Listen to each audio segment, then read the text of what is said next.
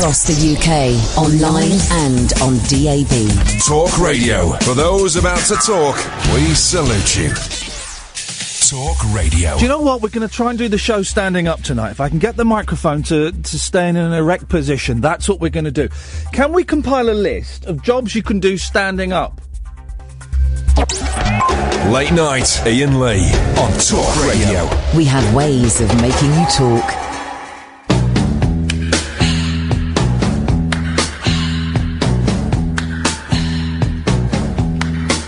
It's the time of the season when love runs high. In this time, give it to me easy and let me try with pleasured hands to take you in this time to promised lands, to show you everyone. It's the time of the season for loving.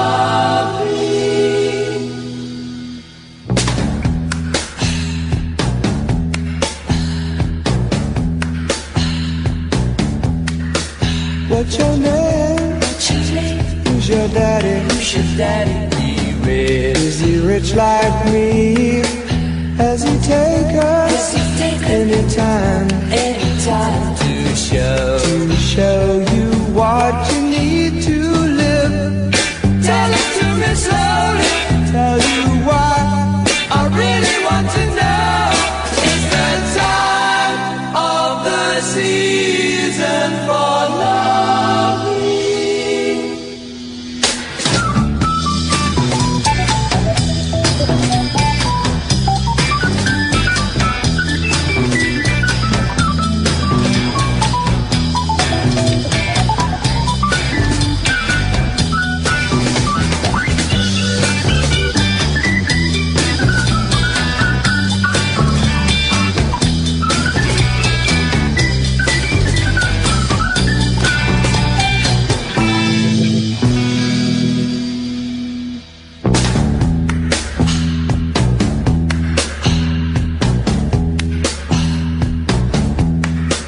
What's your name? What's your name? Who's your daddy? Who's your daddy?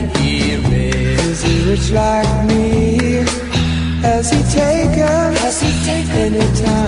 anytime to show you what you need to live? Tell it to me slowly.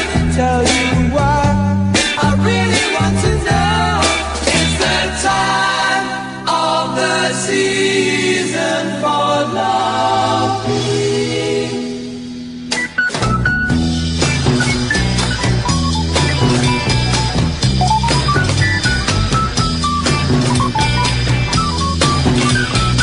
Yes.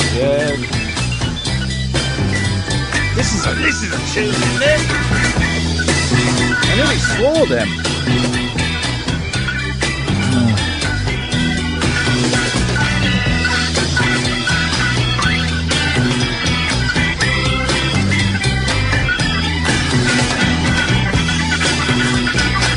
Little bit of wigging out on the keyboards. Let him wig out. Let him wig out.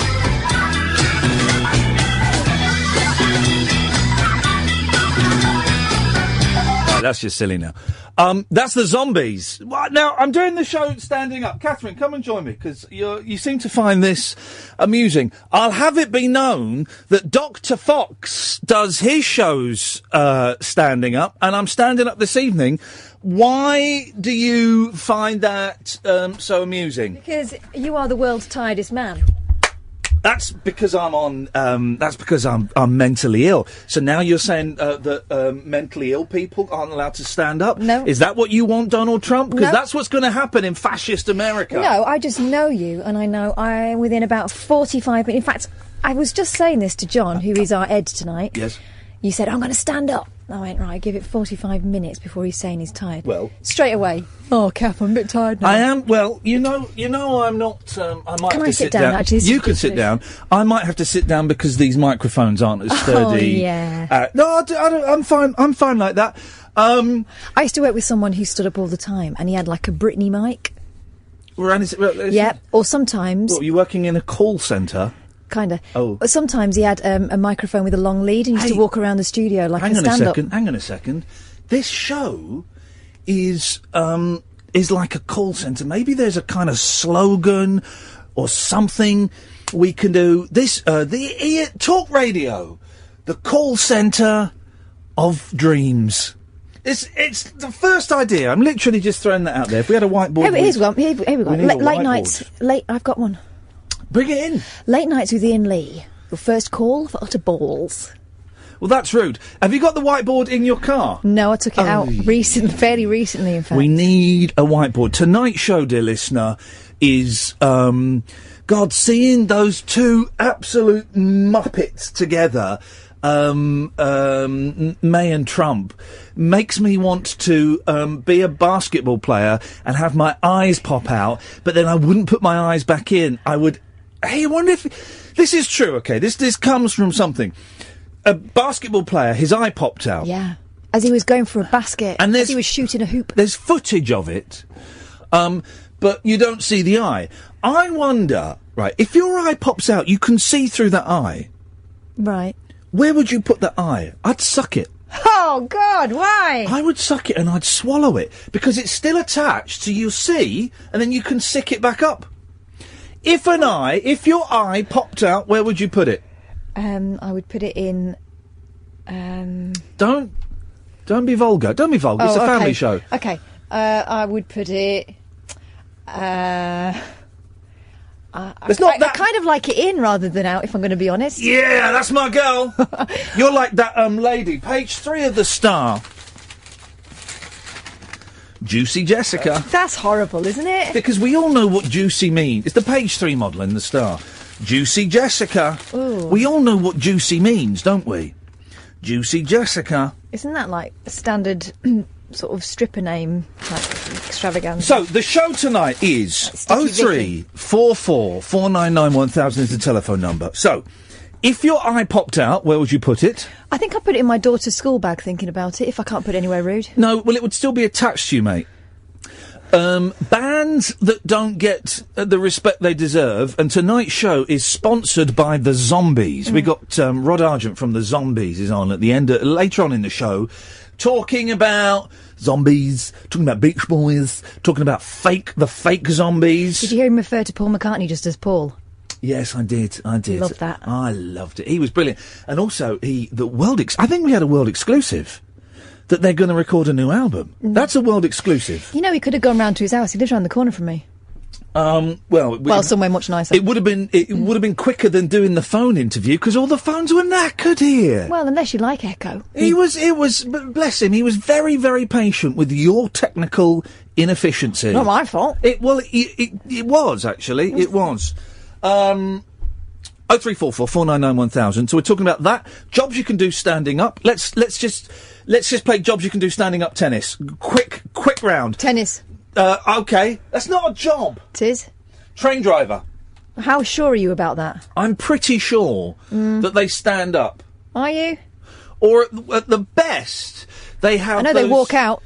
Hey, that's good. At the best, they have the kind of seats that you just stick in the ground. Like they used to have at McDonald's where you could just lean. Yeah, leaners. Go on, your turn.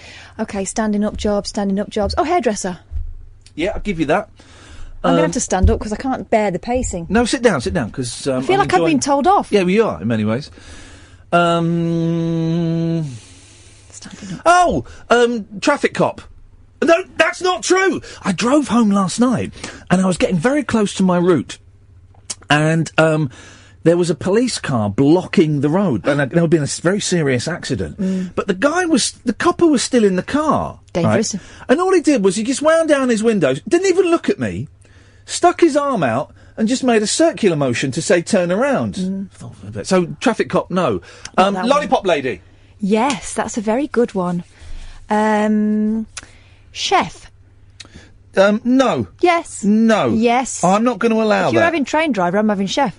Why are you having a chef? I'm sure They don't sit down, come on. I'm sure I have seen a chef on their derriere. No. I'm sure of it. Impossible. Okay. Just getting the vibe. Is Alan? Am I ringing him back? No, I'm ringing him back. It's fine. Don't you worry about that. Hip, hip, hip. Hey, it's Cattle and Caddick, everybody. Hooray. Hi, Cass. Yo. By standing up, it feels a bit more like a club, a bit more like a posse. It feels like I'm playing to an actual audience. I know technically we don't have an audience listening I'm to it, us. and I'm looking quite miserable on the front row. Well, that's the usual. That's your problem. Alan, we're playing... It turns out it's harder to do than we thought. That's a good title for a game. It's harder to do than we thought. Right. But that we're not playing that. We're playing stand-up job tennis. Stand-up job tennis? Yeah. Sounds promising. Oh, what a surprise. You weren't listening listening to the show when you phoned in. Caddick! Well, I've got a bunch of people... There we go. No bones will be picked. He doesn't listen to the show. And he phones up. He doesn't listen to the show. It's an outrage. It's an outrage. So... Standing up. Standing up. I'll tell you what we'll do. We're going to have a break. Then when we come back, if you were listening to yesterday's show, you would have heard, this is fun, you would have heard me talking about how I was scammed. And it's a real pain in the backside, because I've had to cancel my bank card, and I had to withdraw some money, and I'm on a bit of a budget this weekend. But, yes? On the upside, we saw the birth of an acting genius in the form of Karen Baxter. Well, that was you idiot. But so I got scammed yesterday, and was speaking to a young lady called Katie or Michelle, depending on... Probably not even that, it's probably Brenda. Neither of those things. We phoned her up several times. Yeah.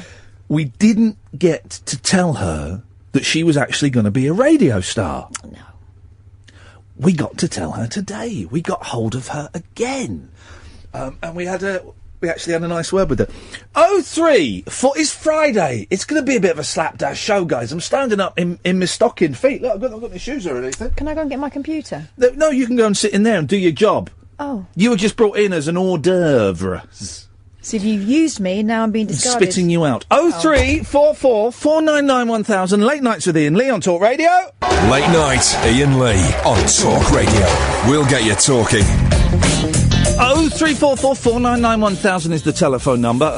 We'll play you in a bit what happened when we managed to get hold of Katie, stroke Michelle, stroke whatever her name is, the dodgepot woman who's going around fleecing people and stealing money from their accounts.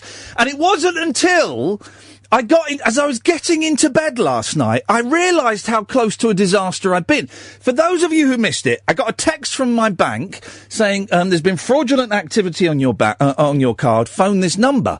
So I phoned the number, and I gave them my bank account, and I gave them my sort code, and I gave them my card number. I know, John, I know. And then she asked me to put my card into the PIN Sentry machine and get the number, right? And that's when I got a bit suspicious, and I went, Michelle, I'll be honest, I'm starting to feel a little bit uncomfortable with this. She went, no, it's fine. And I started to give her the number, and then I stopped. And it wasn't until I got into bed, as I was getting into bed, I went, oh no, because if I'd have given her that number, she'd have logged on to my bank account and would have wiped it all out. All £67 of it, she would have wiped it out. So, that was a close call. That was a very close call. We'll, hear from her in a minute. Before that, though, what do you want? Yeah. What do you want? And when do we want it? Right, you're going to come back to you in a minute because you're annoying me. What? Emma. Hello. Hello, Emma. Hi. Hi, Emma. Hi. Hi, Emma. Hi. What is going on with... Right, you're annoying me now. Gatford. Yes. What do you want? I thought I would bring something to the conversation this evening. Yes. It occurred to me earlier that I didn't know that the song I Fought the Law by The Clash wasn't by The Clash. You absolute muppet. You idiot. You imbecile. You thick numpty. You don't deserve to have ears. How could you not know that? My youngest son, who only turned 5 last weekend, knows that The Clash didn't do I Fought the Law first. Well, and you came to be a grown-up adult and you didn't realise that. How dare you phone in my radio show? How dare you even listen? How dare you follow me on Twitter? Don't just delete your account. Delete your life. Delete your entire existence from ever having happened. Gatford. You don't deserve to breathe the same air that I breathe. Done? Yeah, I'm done. Okay. I didn't know. Well, you're a pudding. Yeah, well, you know, so the topic is, that I thought I'd bring is, are there songs out there that you think were a cover, but you didn't know that? But you know, or that you thought were written by the band? No, I know most of, I think I know all cover songs. And, yes, I think I do, That sounds like a bold statement to make. Well, the thing is, Gatford, how many editions of Mastermind have you won? Well, sitting at home, plenty. Well, A, I don't believe you. Well, B, you've never been here to see them. C, you're a C. D, you're one of them as well. E, up yours. I can't do the F, it's too difficult. Yes, it is. Yeah, it is. How about, well, you only won the one. Yeah, okay. No. That's for starters. That's the hors d'oeuvres. Okay, yep. How many episodes of The Weakest Link have you won? Well, as the programme's not on anymore, none. Well, the programme isn't on anymore, but I've won one. Yeah, but you won one with comedians, Ian, come on. Wasn't Bernard Manning there? No, do you know what, actually? You're right. That £20,000 I won for multiple sclerosis doesn't count. I'd never said anything about the winnings. I said the actual way you won it. I said nothing about the winnings. My computer screen, this is not for you, my computer screen is shut down. So if anyone can come and fix my computer screen... Give that bloke Murdoch a ring. That would be awesome. Rupert Murdoch? Yeah, on what? I know, Stephen, what's his face? No, this is knackered, and I don't have a keyboard for it, so... Yeah, it could be a good show. People are just coming in to look at the broken screen. Well, do you know what, guys? That's all right. There's a radio show going on or anything, is there? Right, continuing. Yes. How many episodes of Ready Steady Cook have you won? Well, again, none. But I haven't had the privilege of a television programme like you, so I haven't been asked on any. Well, hang on a minute.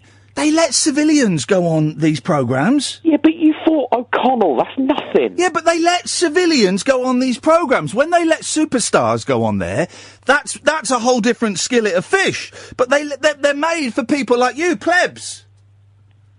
Did you cook fish when you went on? I don't remember. No, I was still a vegetarian then. Oh, right, okay. They give you the food for Ready Steady Cook. Well, but on the show, you said this is what I bought, and you bought a bag. I know. I found out what I'd bought about 3 minutes. Lied about to the general public. 3 minutes before I'd stepped on in front of the cameras. Oh, truth. Is your hearing okay, Gatford? Yep. Okay, so you're just rude then. I'm just rude. Yeah. Okay. So what do you want? Well, I was throwing in a topic, just helping out. Okay. Chipping in, contributing. I don't need. Listen, mate. When I need tips on broadcasting, I'll ask for them. All right. Okay, then. Message understood. You can't roll an R that's not there, for goodness sakes. It's going to be one of them shows, guys. It's a Friday. I'm standing up. I'm feeling a little bit... I don't know why I'm standing up, but I think it's these new pills. They're making me a little bit... I didn't take a pill today, guys. That's the problem. I couldn't find them, so I'm a little bit... Do you know what I mean? So we'll see what happens there. Emma! Hello. Hi, Emma. Hi, I'm not going to say hi again. No, don't. No, don't! I was just phoning up about the standing up job. Oh, yeah, go on. What you got? I was thinking along the same lines as you, traffic something, but not traffic cop. Do you even call them traffic wardens nowadays? Yes, you do call them traffic wardens. And they not checking parking monitor or anything like that. No, they are called traffic wardens. I'm going to say something that I don't think is racist. Okay. Kath pulling the face as if saying, no, you don't say it. There are, and this may be just a London thing, I don't know. There do seem to be a significant... It's not racism, it's an observation. I have observed, Your Honour, that a significant number of traffic wardens appear to be of African origin. And I wondered why that was. Yes, Have you noticed that? Well, I guess only in London, not around where I am. Is it not? Okay, maybe it is a London thing. I told you about the time once when I worked at another radio station, 10 o'clock, the show started at 11. And about 10:30, I was going through, it was in Soho, and I was going through Soho Square, which is quite a quiet little square just off of Oxford Street, one of the main shopping streets. And I heard this shouting, right, this big shouting. And whenever they're shouting, I'm drawn to it. And I went, and it was an African traffic warden on his mobile phone, and he was in a doorway, and he's going, "I command in the name of Jesus Christ, you leave that child's body." He was doing an exorcism on the phone. He was a traffic... Now, was he a traffic warden and a part-time exorcist, or was he a full-time exorcist and a part-time traffic warden? I don't know. It was the most amazing thing, and I watched him for about 5 minutes before I had to go. I've got another standing up job. Yeah, beautiful. Let's have... This is what it's all about tonight. Standing up jobs, yes. Exorcist. I wouldn't imagine you'd sit down to do it. You've witnessed it yourself. No, you've got to shake the holy water. And it's I'll have that standing up job. You know that the Catholic Church still perform exorcisms? I know, I do know that. That is nuts. I had a friend who is quite a cynical person. Yes. But she did claim to have a presence or a ghost in her house. And she did have an exorcism. Oh, yeah. And she did say it worked. So she's quite sceptical, but she thought she had a ghost in the house and had an exorcist come round. Yes. She used to describe it as a big, black, kind of gloomy presence. It was in one of her children's bedrooms. I'm glad that sentence went that way and not that way. A big, black, gloomy present. Maybe she just had, miserable children. I don't know. Were they teenagers? That's a good point. Not at the time, I don't think. How did she, Because was it a Catholic exorcism or was it something different? Because the Catholics, I think you've got to go through several different levels before they agree. I think it's got to go. Hasn't the Pope got to ratify it? I think the Pope has to. If it's not the Pope, then it's like the one down below from him, sub-Pope, has to. You know a lot more about it than me, I think. That's because I've got too much time. I haven't got a proper job, so I read all this rubbish. and the stuff I can't find to read, I kind of make up. But yeah, I think like the Pope's right-hand man has to ratify all Catholic exorcisms. Wow. Yeah. That's life. Emma, thank you for those. Thank you. Excellent stuff. Have a good weekend. Yeah, well, we'll have a go.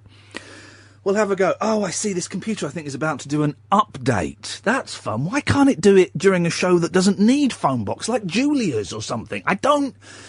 0344 499 1000 is the telephone number. I'm going to keep putting Periscope on and off during the show. I haven't got my tripod. It's in the car and I don't... No, it's not that important. So I'll keep putting it on and we'll put it on the 360 so you can have a little look around the studio if you want to have a look around. But in the meantime, pick up the phone, 0344 499 1000.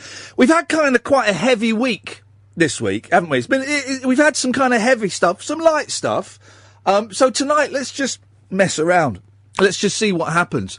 We are talking about bands that do not get the respect they deserve. And the Zombies really are one of those bands. We're talking to Rod Argent later in the show. We recorded it before the show. It's an absolutely cracking interview, right? Because they're it's the 50th anniversary of their album Odyssey and Oracle. You probably haven't heard Odyssey and Oracle, which is... It kind of, as I say in the interview, the album came out with a whimper as opposed to a bang. And it's an incredible record. It's an actual, genuine masterpiece. You can get it for about £8, right? On, no, that's no use. You can get it for about £8 on, Amazon, right? So go and buy it. Honestly, if you do not like the album, I will refund you the money myself. It's not legally binding, I hope. But Odyssey and Oracle, and it's the 50th anniversary of that. It's a stupendously good record. But of course, the Zombies only ever had one hit in this country. She's not there. The second song Rod Argent ever wrote. Imagine, the second song you've ever written is a pop classic. Flippin' heck. So we want to celebrate and salute and take our hats off to bands that have not had the recognition that they deserve. 0344 499 1000. We also want to do a list of jobs that you can only do standing up. I am standing up. And already 29 minutes into the show, I'm feeling a little bit lightheaded. I hope you're listening to the show in an erect position. Not like that. Blimey! I meant standing up. It's a different experience. 0344 499 1000 is the telephone number. And coming up, we will play What Happened When I Phoned Up the Scammers again, and this time we found a phone that they hadn't blocked and got to talk to them. 0344 499 1000. Late Nights with Iain Lee on Talk Radio. The wild man of late night radio is back. Iain Lee on Talk Radio. We have ways of making you talk. Yes, Colin! Hello there. Hello, Colin. Nice to speak to you, my friend. It must be. We're not friends. No, I know, obviously. No, obviously. What you got for us, Cole? I'm just ringing up about the job that you do standing up, yes, which would obviously be one of them blokes that waving the aeroplanes. Oh, with the sticks. The sticks waving the glow sticks waving the aeroplanes. That's the one, yes. yeah. That is, is that, right, and I don't mean this in a disrespectful way to their profession, right? Is that all they do? And do we really need them? Well, I couldn't tell you, because I've never been on a plane myself, so I don't know. You've never, hang on a minute, you've never been on a plane? No. What are you, 38? Close. 37. Yay! You always bang on. I give myself, if I give myself a 2-year window, if I'm out of that 2-year window, it doesn't count. Yeah, and you've never been on an aeroplane? No. I've been abroad. What did you go boat? No, I went. Yeah, on the ferry on the Channel Tunnel. I lived in Holland for 2 years. Wow, isn't that pretty cool? Does it not? Is there any reason you've not been on an aeroplane? You don't fancy it? You're scared? The opportunity just hasn't arisen? Just the opportunity hasn't arisen, really. I haven't been. That was like when I was younger. That was like when I was 18. So I've been abroad for 10 years now. I haven't been on. I'll be honest, right? Well, people laugh at Americans because it's something like 70% of Americans haven't got passports, right? Yeah. But why would they need a passport? They have got within that great country and the continent of North America, they have got every possible weather type that there is in the world. They've got snow, they've got deserts, they've got beautiful beaches, they've got cities, they've got countryside, they've got mountains, they've got everything, so they don't need passports. It's correct. It's mad that when people they think Americans they got passports, but look at the size of the country. Look at the size of the Americans, but not the size of their hands. All right. Well, listen. The ambition of the show this evening, Colin, has been dictated by you. We want to actually speak to someone who does that job at the airport of beckoning, just tempting the aeroplanes. Come on, and we want to find out A, if they do anything else. B, do we really need them? Well, to be fair, go on. The plane is. There ain't nothing in front of the plane, is there? It's only the tracks, so why do we need them? Well, I don't understand. Right, let's scale it down a bit. When I park my car, I don't need someone giving it all this. Come on, I don't need that. I've seen that a few times. I have seen that a few. That's true. It's true, actually. But I just think because everything is so, we've got so many powerful computers now on aeroplane. You don't even. Here's the thing, and I heard this the other day. Right, you don't even need a pilot on an aeroplane anymore. It can do it all, Colin. It can take off. It can fly and it can land. And in many ways, not having a pilot is safer than actually having humans on board who can muff up. They can feel emotional. They can have bad days. We all know about that plane that crashed into the Alps. All these things, right, that mean humans are not necessarily... variations, yeah. The variations on a man. Yeah. We don't need them. Yeah, but then what happens if someone does go wrong? It's like a glitch. Who's to blame then? Yeah, well, supposing you could hack it, I suppose. Yeah, I mean... I don't know. I don't know, Colin. But sometimes I wake up and I think, what's the point in anything? Oh, mate, don't tell me about it. I'm like that every day. Yeah, it's hard work, isn't it? Listening to you gets me through my day, to be honest with you, my friend. Colin, I'm going to cut you off now. Cheers. Thank you very much indeed. He was a nice man, wasn't he? 0344 499 1000. Simon Schrager. I nearly said Simon Shagger. Simon Schrager is now listening to us because he is unable to listen to the output on LBC. So that's great, Simon. Well done. Thank you very much indeed. 0344 499 1000 is the telephone number. That's what we want to do tonight, dear listener. We want to find one of those people that beckons the aeroplanes towards the building. Do they do... Because I can't imagine that they do... I mean, what else would they do? What else, really?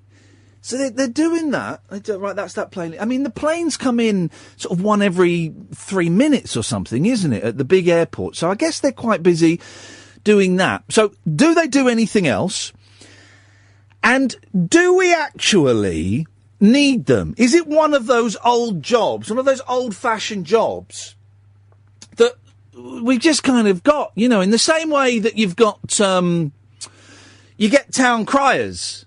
You get town criers at, like, county...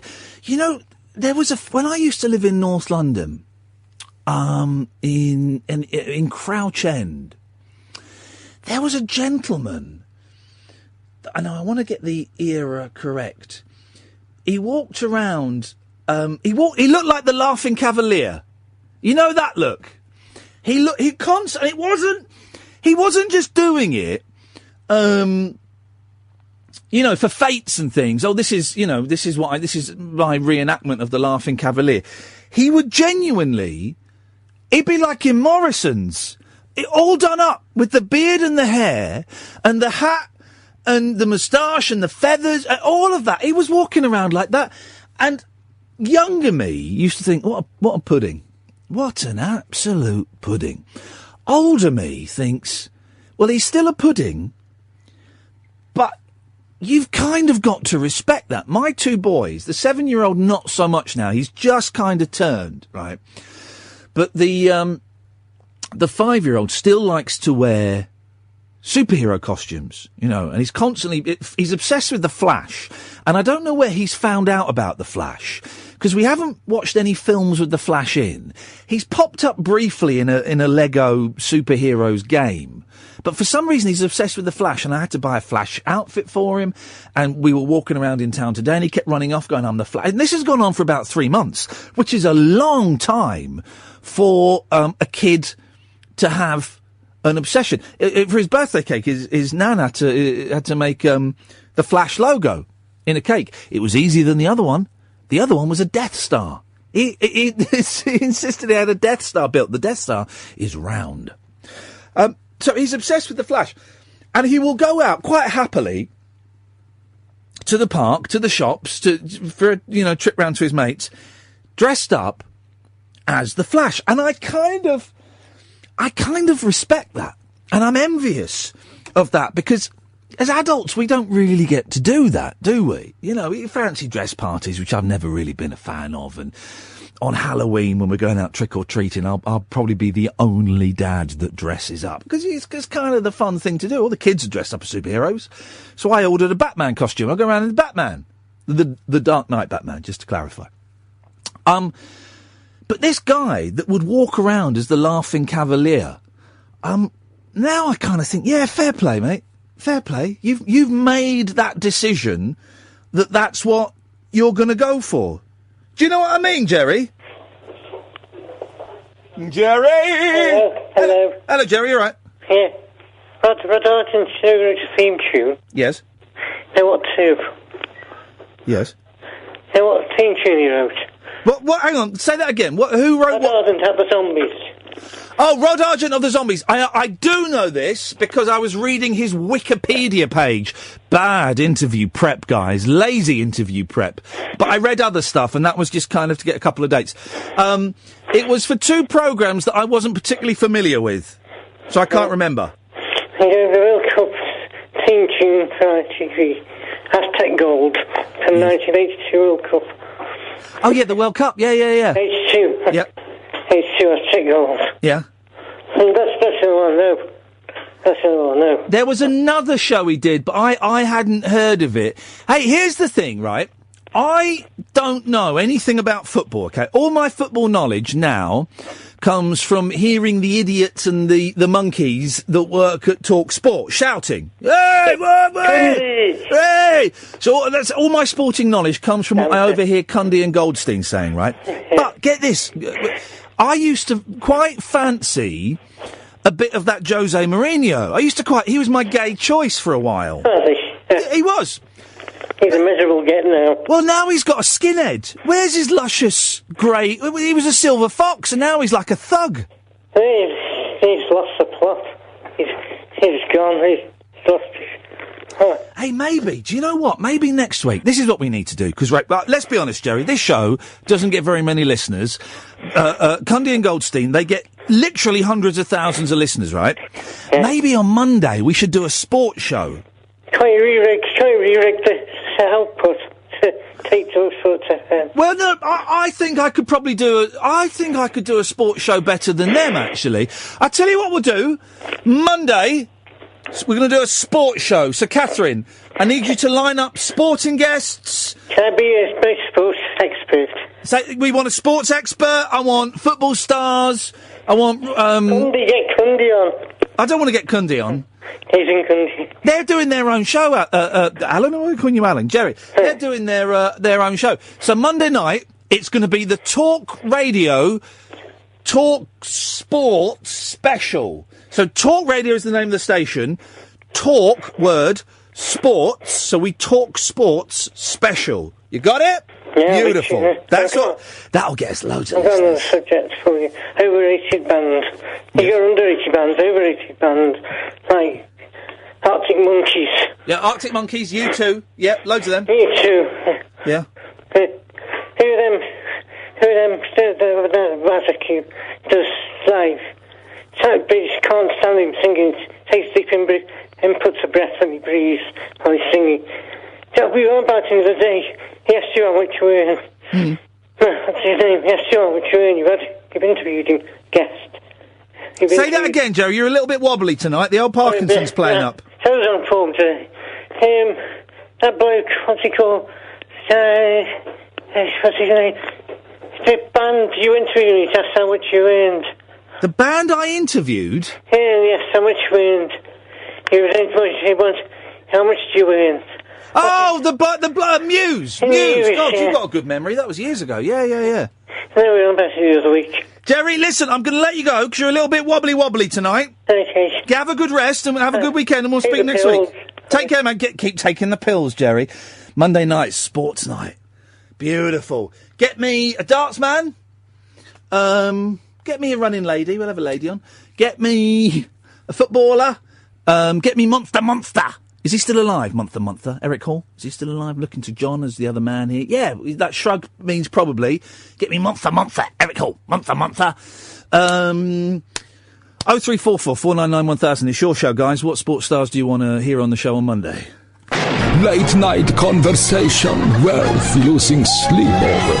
Iain Lee. On air and off the leash. On Talk Radio. We have ways of making you talk. We'll play the clip in after 11, probably, of when I phoned up those horrible scammers. And it wasn't until I got into bed. As I was getting into bed, it was like, oh, man. Because I was trying to work out how much damage they could do. I mean, I cancelled my card anyway. But how much damage they could do with my date of birth and my card number and my bank account and my sort code. They could probably do some damage. They didn't get the 3 numbers on the back of the card. That would have been lethal. But I'm so glad my wonder was piqued when she asked me to put the card in the pin sentry, because if I'd have given her those 8 numbers, they would have cleared my bank account out. And do you know what? There's a strong chance I wouldn't have got that money back as well, because I'd have been complicit in it. Flipping heck, man. Imagine. And that... we're not swearing on the show anymore, but that scumbag woman is still answering the phone today. They turned the phone off now, but I was trying her throughout the day, and at my phone, they'd obviously blocked my number. And then a guy called James emailed and said, Ian, I just phoned up that number and spoke to that woman. I was like, right, Kath, come on, we're going to do it now. She's still got the cheek to answer the phone. Hello, Barclays Helpline, what's going to help you? You cheek, how do you sleep at night, you scumbag? Pablo! Hip, hip, hip. Someone has suggested on the Talk Radio listeners page, we're talking about underrated bands. Overrated bands we've done, and you can do that easily. Underrated bands. And someone has suggested the excellent Paul Revere and the Raiders. Now there's a band. Yes, I'm familiar. They used to dress up. They were never had a hit over here. They didn't come over here until they supported the Beach Boys in 1968. Never had a hit over here. They used to have their own TV show in the States. They would dress up as though they were soldiers in the American Civil War, which I think was... No, not the American Civil War, the War of Independence, 1776. So they would, be wearing these ridiculous costumes. And you type in Paul Revere and the Raiders on YouTube, there's some cracking, ridiculous 60s performances. But, Mark Lindsay, the singer, man, he had a voice. I've been trying to get him on the show for ages and just not a sausage from him. But they were a superb band. Oh, well, I mean, I think the nearest I can guess probably not one that you would agree with. But, always been a big fan of Terrorvision. I think they're one of the best live bands you'll ever see. I don't really know the works of Terrorvision, so I cannot comment, but I'm not going to dismiss it outright, Pablo. Well, it all went well up until, I think, the Shaving Peaches, which was an album. From that point on, they didn't do as well. But Formaldehyde, Regular Urban Survivors, and How to Make Friends and Influence People. If I were to go into a music store and I had to find the category that Terrorvision were under, what category would I... What genre would you file Terrorvision under? Alt-rock? In revisionist history, I suppose, possibly even pop rock. No. Brit rock was what they tried when they had the whole kind of Brit pop thing. Terrorvision was one of the bands that they tried to hang the label of Brit rock, which didn't quite work. Who was the singer in Terrorvision? Tony Wright, Bradford's finest. How do I know about him? Did he do something else? He was on Buzzcocks a few times, about 5 times he was on Buzzcocks. Never mind the Buzzcocks. I never watched Buzzcocks. I've always found Buzzcocks... Buzzcocks was too mean. Too mean, that programme. Yeah. Too mean. He was quite a character. I think he lost his front tooth riding on a mountain bike and accidentally going face first into a car and pulling his head out, and his tooth was still embedded in the bonnet. Oh, beautiful. Beautiful. I believe he's just opened a cafe in Leeds recently. We can do that. Pop stars and rock stars that have opened eateries. Of course, the Rolling Stones... Well, no, it wasn't the Rolling Stones. It was Bill Wyman opened a restaurant called Sticky Fingers. Gary Glitter opened a sandwich bar just off Leicester Square in the place, I think the place where they've got the Lego store now. I might be wrong. I need to go back and double check. But Gary Glitter... What other rock stars have opened eateries? I love the fact that Glitter only opened a sandwich bar. There must be loads that have, can't think. Anyway, 0344 499 1000. You guys will know better, than I was going to say in the front of, dressed up as a superhero. Yeah.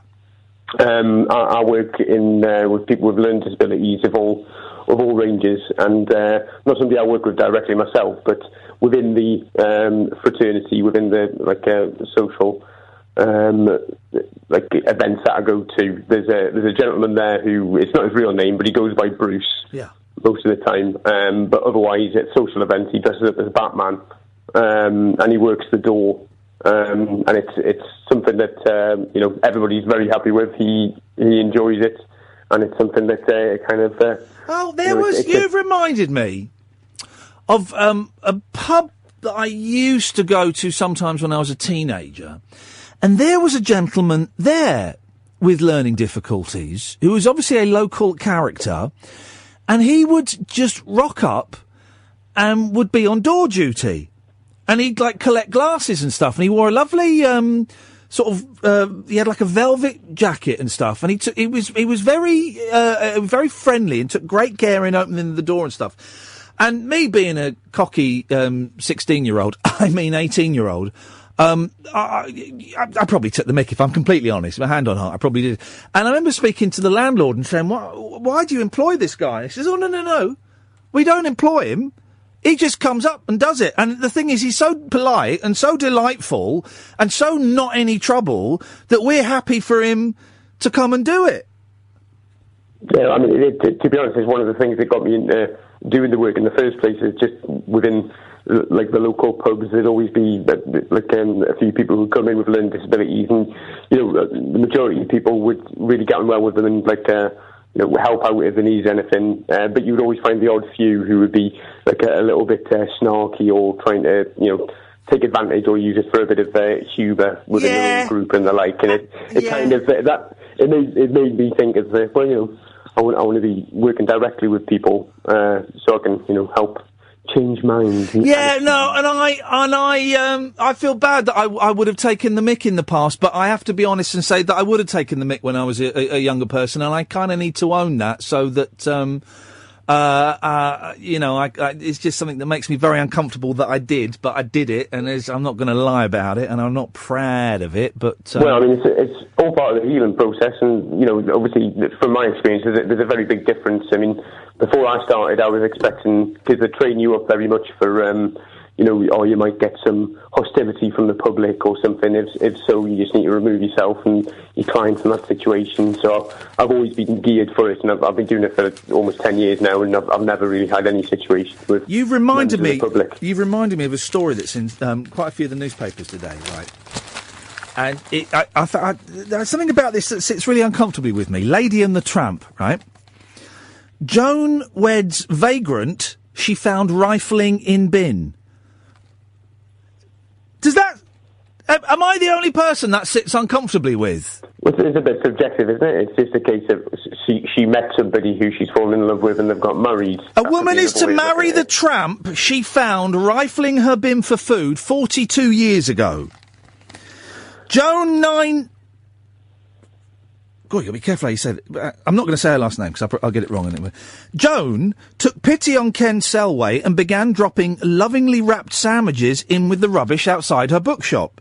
What they're saying is, this is kind of saying that homeless people and tramps and people who are rifle through bins for food, they're shock horror. They can fall in love too, and they're people. They're people like us.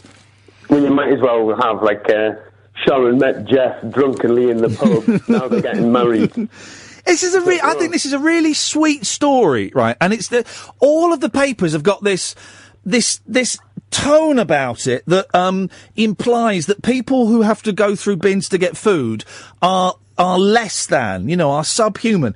She devoted years to helping schizophrenic Ken, and now, following the death of her husband, the couple are to wed at the care home where they live. I think that's a brilliant... Well, it's a story, it's a story. I don't think it necessarily needs to be in all the papers, but I think that's delightful.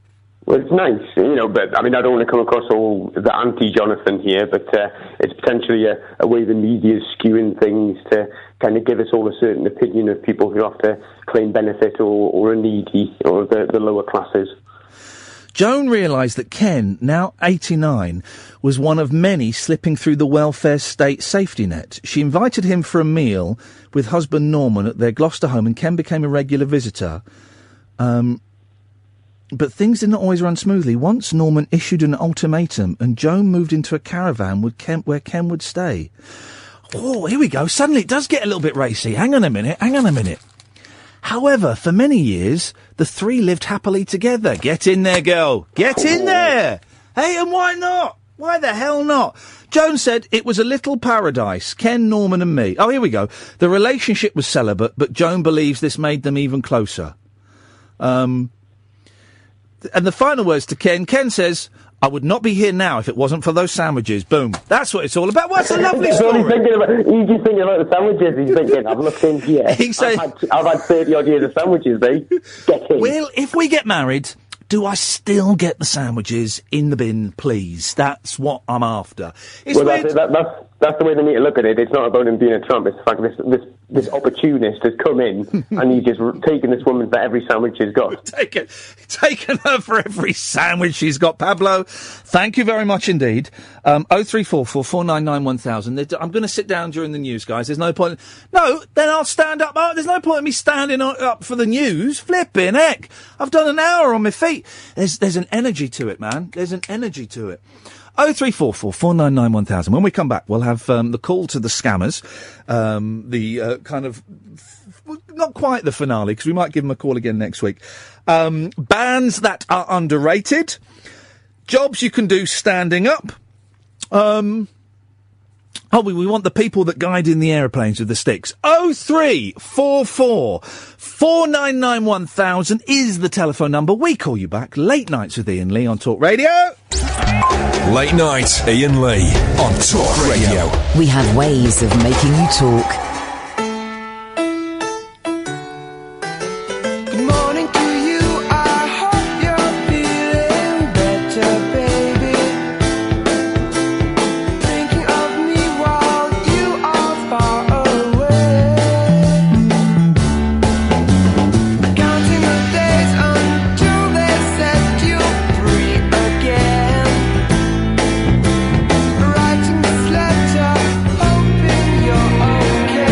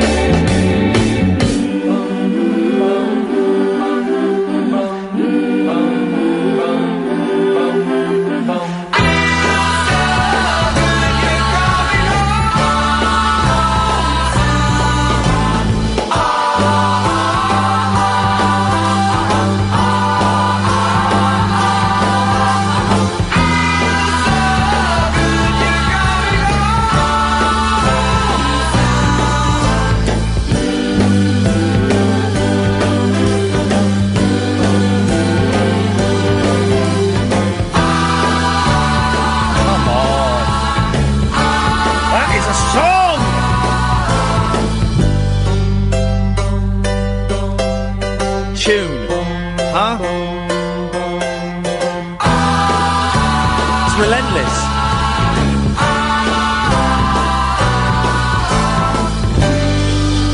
And you won't have heard it. That's the Zombies, and that's the opening track to the album Odyssey and Oracle. That's the opening track. That's the first track. It's not even the best song on there by like a million miles. And that's what they put on there as the opening track for an album that you've never heard. Honestly, if you do anything, if you pick up anything from this show, right, go on to iTunes or go on to Amazon if you're a big fans of physical stuff like I am, and buy that record. It's like you can get it about £7.50 on CD on Amazon. Odyssey and Oracle. Odyssey is spelt wrong in the title because they gave it to the band. It's such a good story. And I only discovered this album a couple of years ago. The band was splitting up and they couldn't really be bothered. So they gave the album to some artist and they said it's called Odyssey and Oracle. He didn't know how to spell the word Odyssey. So he spelt it wrong. And by the time it came, they went, well, he spelt it wrong. They said, yeah, we've spent all the budget. Oh, well, that'll do. We're splitting up anyway. It's such a good song. That's written by Rod Argent, who's coming on later. I'm going to play another song from it later on, because it's been good. Everyone on there is an absolute winner. So this evening, dear listener, the whole show is coming from me stood up, which I kind of wish I hadn't said I was going to take on board now, but I'm doing it just to prove Catherine wrong. Catherine, I'm hiding... How many fingers am I holding up? One, just the one. You're correct. We have John, who's filling in... John, for that, let's have a brief moment for Radio Anoraks. Apart from New Year's Eve... No, not New Year's Eve, but apart from when we worked together recently... Yes. How long ago was it that we worked together at the other place? The other place, I left there in 2005. So, yeah, 10 years, 11 years it was? Well, 2005, I don't want to correct you on your maths publicly. That's 12 years. No, but from the time before we worked. Okay. So it would have been, because it was the end of 2005. So something like that, yeah. That was, did you leave before it all got nasty? I think I'm part of the reason why it got nasty. Hey, flipping it, man. You left all your mates in the Shazam. Anyway, Johnny's Ed tonight. Where is Ed? I have no idea. Outrageous behaviour. Catherine is Catherine. She's got a cob on because I didn't thank her when she came in when I was in the middle of a piece. And she came in with some equipment that was useless too. She came in with some equipment that was useless to me, and I was doing the thing, and I was supposed to stop my very funny thing and go, thanks, Catherine, that's great, just leave it there. Instead, I just went, away with thee, away with thee, away with thee. Good evening, Julie. Good evening, Iain. Standing up brings a different energy to the show. Not having taken a tablet today brings a whole... I mean, these new pills I'm on, man alive, it's like 1966 in my head at the moment. It really is. Every day at the moment is a psychedelic battle. And I had to battle... if you... Sorry. No, go on. They say if you want to make an important phone call, that you should stand up whilst you make the phone call, don't they? Dude, who are these days? They do. You know, the people. Yes, apparently, because it makes you kind of more, I don't know, erect and confident, I suppose, when you're There's something in it. There was a trend in swanky radio stations, not Talk or any of the stations I've worked in, but there was a trend. I remember this trend being introduced, because I saw one once, I think in Capital. I did some stuff in Capital, in Slovakia, yeah. They have desks, right? Well, no, they have desks that move. These move. So if I'm sat down, right, the desk and the mixers and the microphones would be there, but I can stand up and the desk would come up, and so the desk would be at chest height, and I could do all of that. Capital, I seem to remember. And it dawned on me the other day. I was thinking about all the places I've worked. I didn't have a show on Capital. I nearly got a show on Capital once. But I did a section on a show on Capital, a weekly section, with that delightful lady whose name now escapes me. Margarita Taylor, is that her name? She had a show on Capital, and I'd forgotten all about this. And for 6 months or a year, I would go in on Sundays and go into her show 2 or 3 times in the show and pick out the funny stories I'd found in the newspaper. Isn't that funny? I'd forgotten all about that. What a weird thing for anyone to do, and what a weird thing for me. Imagine me on Capital Radio. I can imagine your castle. No, not at all. Julie, what have you got for us? I phoned up with underrated bands. Yes. And I'm going to see if you can guess the band by giving you the opening lyric to one of their songs. I like your style. Bring it on. Okay. I never thought it would happen with me and the girl from Clapham. I never thought it would happen with me and the girl from Clapham. That night out ain't forgotten. That night ain't forgotten. What a brilliant lyric. Something that can happen with open number 7. I never knew the girl, man. Perhaps she said I could be. Yeah, more or less. Yeah, here we go. Hang on a minute. Turn this on. Whack the computer up. Here we go. Oh no, hang on a minute. Here we go. You ready?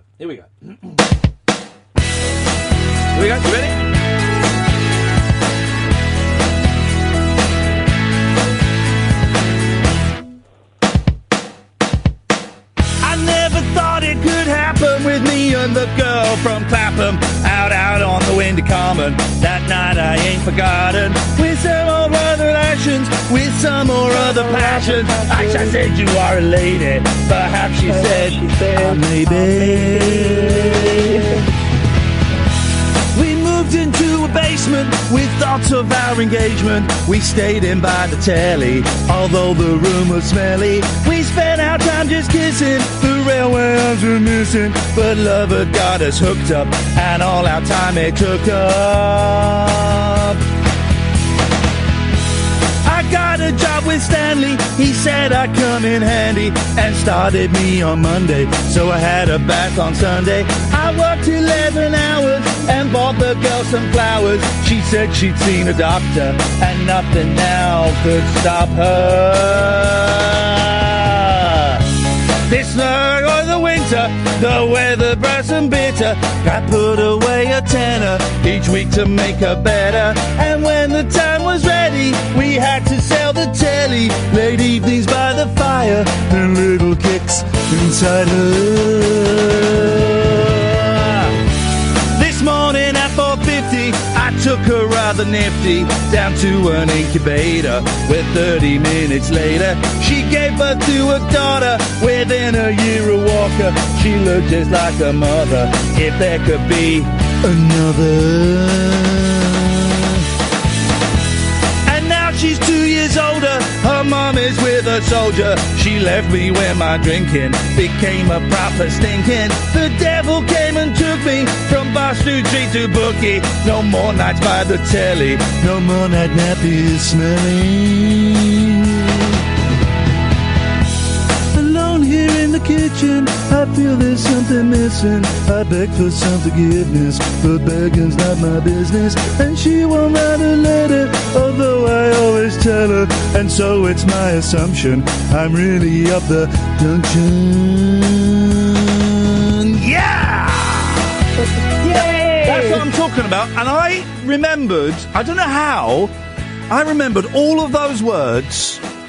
It's funny, when you start it, you can you draw on something deep within yourself, don't you, Julie? Do you draw on something? I think you do. I think it's more because it tells a story. You can remember the story. Hey, do you know what? It's funny because I was thinking of Squeeze. I was thinking maybe we should ask Squeeze to come on the show. Fantastic band, underrated. Okay, thanks very much indeed. 0344 499 1000 is the telephone number if you want to give us a call. I was looking through whatever magazine it was I was reading. It wasn't Mojo. Maybe it was Q. Maybe it was Mojo. I don't know. Squeeze doing a tour, so maybe we should ask Squeeze to come on, because that would be kind of nice. I've got to chase up Chaz and Dave. Chaz and Dave are happening as well, but I just need to send a text. 0344 499 1000. Late Nights with Iain Lee on Talk Radio. Late Night Iain Lee on Talk Radio. We have ways of making you talk. 0344 499 1000. 0344 499 1000 is the telephone number. John is behind the glass, filling in for Edmundo. Catherine is answering your phone calls. Been a bit of a heavy week, so we're just chewing the fat. What are we talking about? We're talking about bands that are perhaps don't get the credit they deserve. I think Squeeze do get. I think Squeeze are quite recognised, though, aren't they? Squeeze used to be massive in the States as well. They used to fill out Madison Square Garden. Imagine, Squeeze. Jobs you can do standing up. I'm doing the whole show standing up this evening. It's not a big deal. Just there's a weird kind of energy in my body, and I feel it would, if I sat down, that would be fighting it.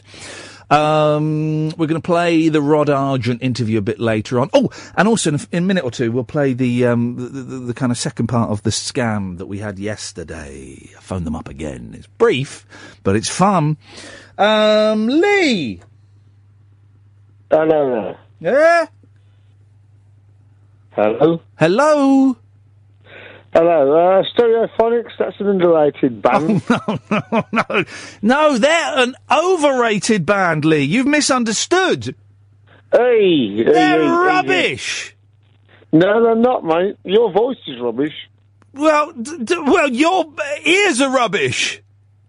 No, I like that. It's a funny one, but let's be serious. The Stereophonics are utter guff. I know you swore then as well, blimey. Yeah, calm your language down, son. Calm your language down, Why fella. are they rubbish then? Why are they rubbish? Why do you think they're underrated when they play massive venues and they sold loads of records? Well, they've never won any major awards, have they? Well, that's my point. Well, what award would you like the Stereophonics to win? The Ivor Novello Songwriting Award? Well, not really. That's shy, do you? Now, you watch your language. That's a yellow card, that is. Oh, sorry, mate. It's a yellow card. Well, what award would you like them to win? I don't know. To get some acknowledgement. I've seen the band about... Hang on a minute. Their acknowledgement is they've made loads of money by selling loads of records and loads of concerts. Yeah. This fella's saying the Stereophonics. Did you know he was going to say the Stereophonics is underrated bands? Unbelievable. He's getting a bit funny with me as well. Exactly what I said. She said the same as me. What? They're not overrated, are they? Well, they are overrated. How? They sold loads of records, they've had loads of hits, and they play big venues. Yeah, but you said they're overrated. Yeah. That's like slagging them off. Yes, well done, we're getting somewhere. That's what I'm doing. And their fans are thick. Oh dear. I don't want to say what I'm thinking. No, I don't want to think what I'm about to say. It doesn't even make any sense, does it, Lee? No, God bless, mate. Thanks for calling, man. Bye-bye. 03444991000. I'm not having that. The Stereophonics are an underrated band? Oh, man alive. They do, they're like a Rod Stewart tribute act, aren't they? That's the kind of vibe that you get from the Stereophonics. And listen, this show is meant to be celebratory, and I don't want to knock anybody. And yeah, sure, the Stereophonics have had more hits than me so far. But, no, I would say that they were horrendously overrated. We got Canna is listening. We're getting loads of people coming over from LBC. To listen to this. I hope you choose to stick around. You may not. You may think that this is awful self-indulgent nonsense, which it is, but at least we're not banging on about the T word or the B word. Right. If you were listening yesterday, you would have heard me telling the story of how I keep going to say nearly scammed. I was scammed. I could have been more scammed, and I could have had my entire bank account wiped out. I didn't, but I was an idiot, and I've had to cancel a card, and it's such a faff, and you cancel a card and it'll be 2 or 3 working days, and it's over the weekend, and so I probably won't get it till Tuesday or Wednesday. Anyway, the way it worked, for those who missed it, quick recap. I got a text from Barclays saying your account has been compromised, call this number. I called the number and went through to a very helpful young lady called Katie, who asked for some details, and I gave her some details. And then I got a little bit suspicious, and the phone line dropped. My suspicions were correct. She was a dodge pop. She was a liar. She was a thief. She was a con merchant. And we phoned her up several times yesterday and got this evidence. But we didn't get the chance to tell her, as is the law of the land, and is only polite, it's only manners, to let her know that she had become famous. So we called her up tonight. This is the first call we made. Right.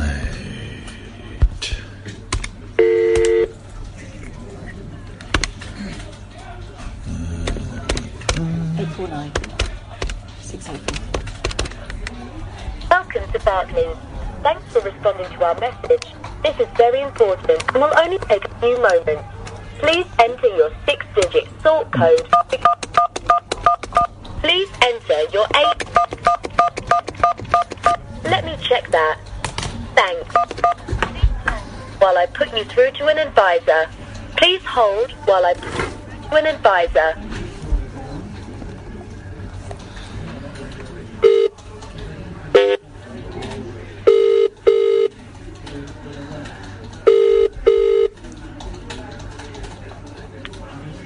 Hello, Barclays Payment Verification Team. Michelle speaking. How may I help? Hello, Michelle. Yeah, I just got a text saying that someone attempted to take money from my bank. Okay, can I take your full name and date of birth, please, so I can pull up some of your details and take a look for you? Yes, my date of birth is the 9th of June 1973. Yes, and your full name, please? Yeah, I work at Talk Radio. My name's Iain Lee, and I've been recording all of my phone calls to you and playing them out on the radio. You're a scammer, aren't you?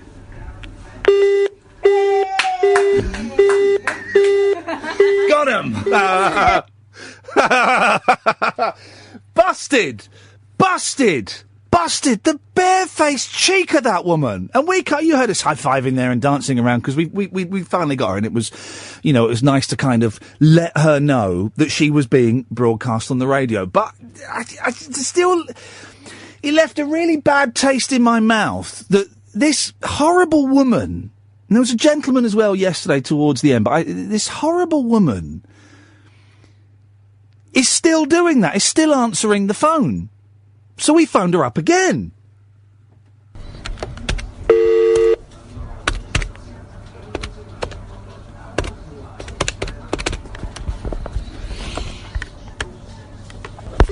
This is very important and will only take a few moments.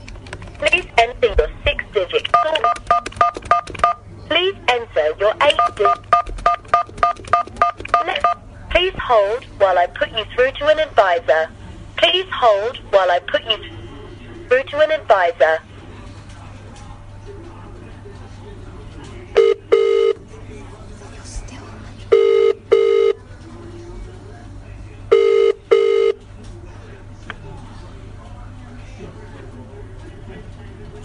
How do you sleep at night stealing money from people?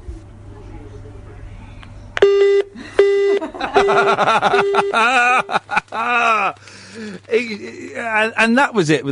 I think all of the phones in this building are now blocked by that company. Here's the thing: Barclays, who were brilliant yesterday, actually, in sorting it out. They were brilliant. But not once did they ask me for the phone number that I'd been calling. Not once did they say, can we take the number that you've been calling so we can check it, or we can pass it on to the authorities, or we can send it up to our fraud team so they can be aware of it, or so that we can, I don't know, put it on a website and warn people, or whatever, or tweet out this number, whatever. They didn't do that at all. And fair play to the scammers. They've made a few quid out of me, because that phone number, it's not a premium rate. It's an 0843, so it's not a premium rate. But each of those calls there would have cost me about £1. So I've spent about 15 quid phoning them up, right? Which is fine for me, because I've had an hour and a half radio content out of it. So I'm not, for me, that's a good investment. But they are making money. And there must be, I keep going to say some poor sap, but I nearly did it. There must be some poor individuals who do give them the details they want, who do get their PIN Sentry card out, the machine out, and put the card in and type in the number and give them the number. There must be. So that woman, that Michelle, that Katie, that whatever her flipping name is, that scumbag, that thief, all she needs is one person. She's got a few grand. It could be a lot of money, just if you get the right person, you wipe their bank out and their overdraft. And also she said the other way she could help me was via the app. I didn't have the app, which is quite handy, because, but you just think, what a scumbag. We'll call her next week. We'll keep calling her. We'll have to borrow Ed's phone again. Don't tell him it costs $1, otherwise he'll be upset. But we'll call her next week, and we'll keep asking how she sleeps at night. Because you never know. Maybe, just maybe, she might listen to this, or something might just hit her. You know, a pang of conscience. Is that asking too much? Is that hoping too much? Probably.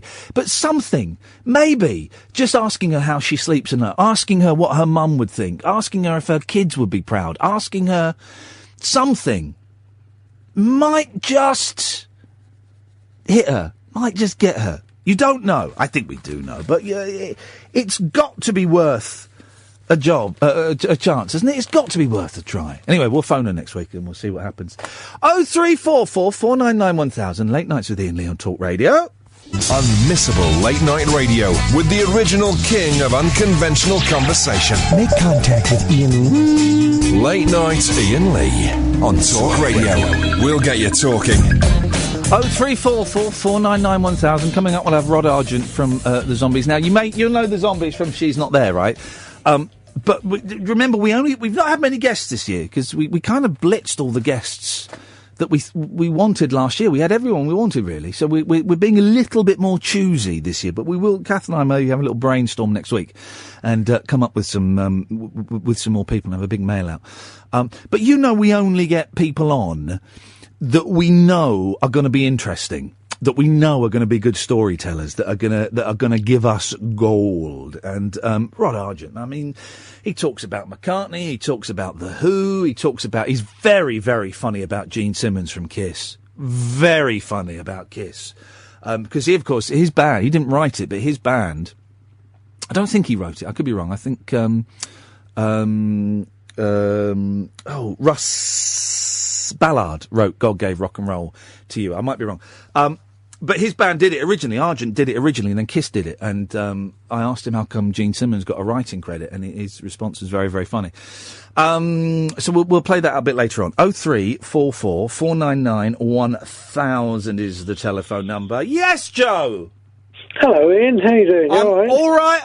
I'm stood up. I might have a little sit down after midnight, but then I might not, just to annoy Catherine. Okay.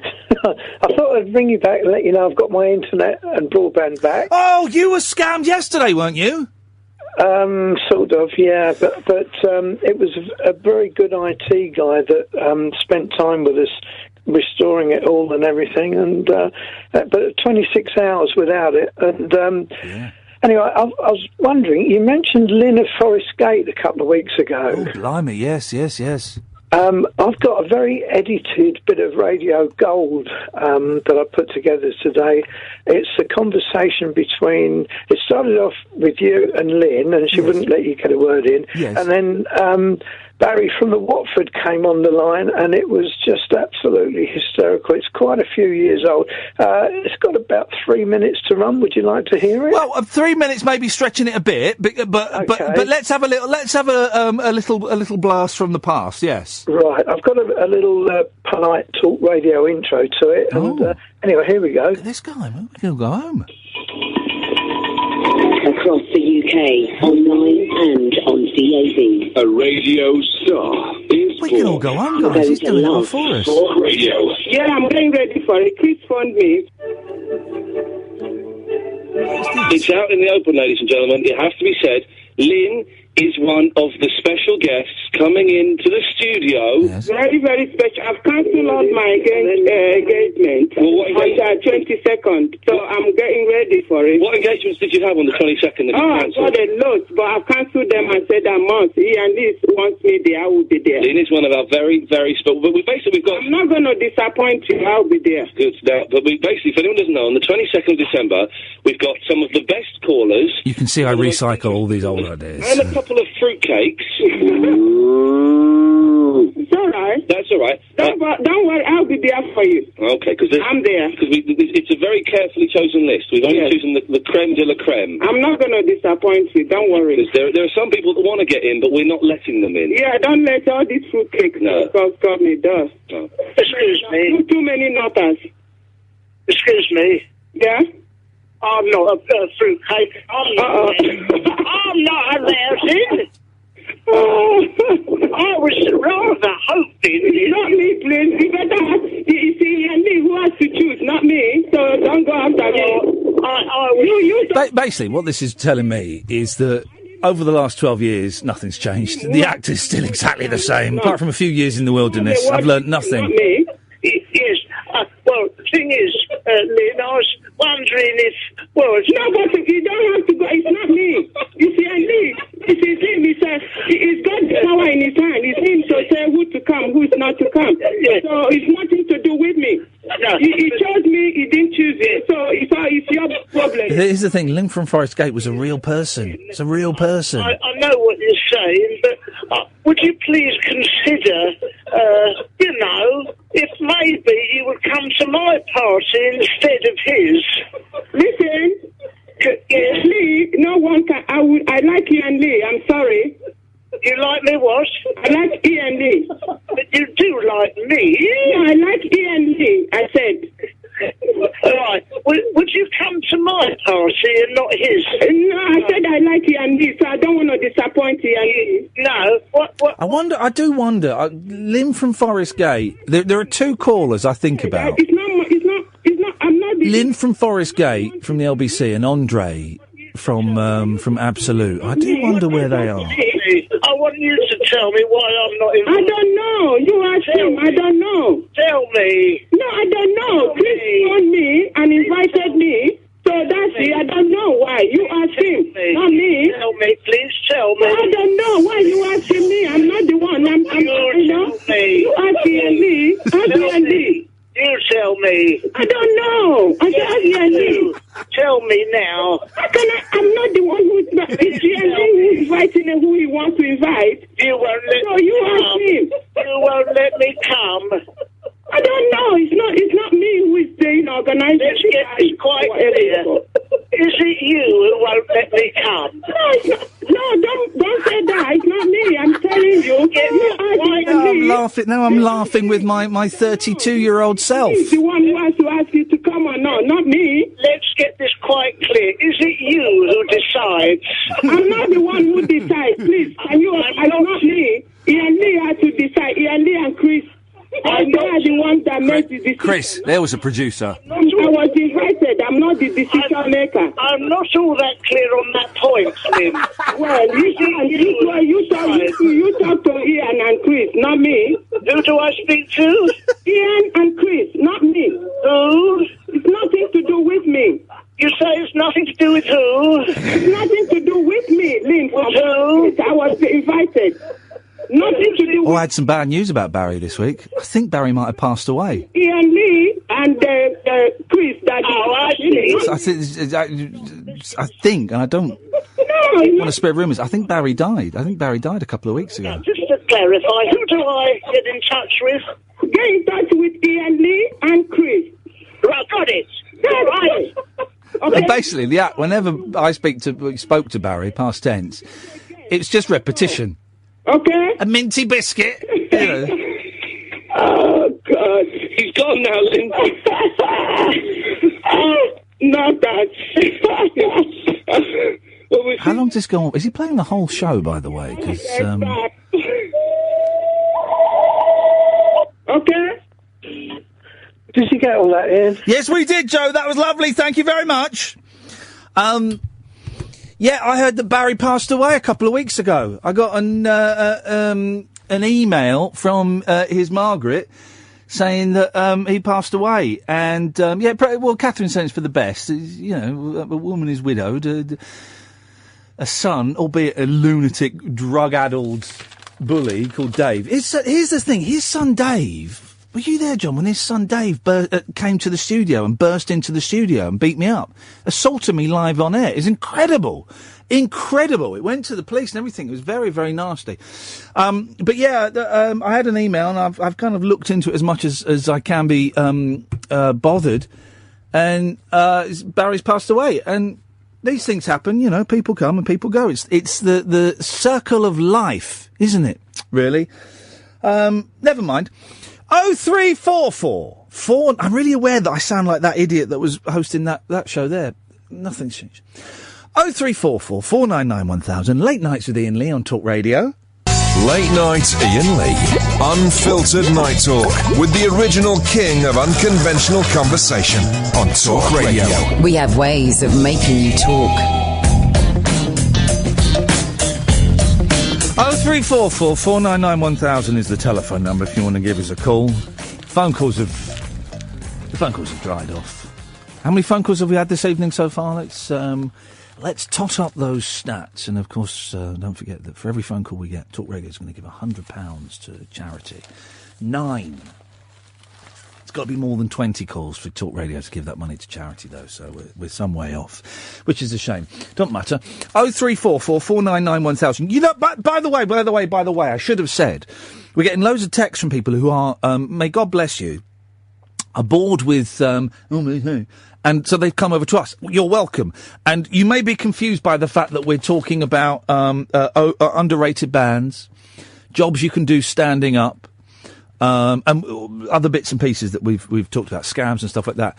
You don't have to just phone in about those things, okay? You can, the way this show works, and it needs a little bit of explanation for the new caller because it's, well, it's unlike anything else that's out there, really, is if you've just come from or from the BBC local radio stations, what they tend to do is they will give you a subject and a question for an hour.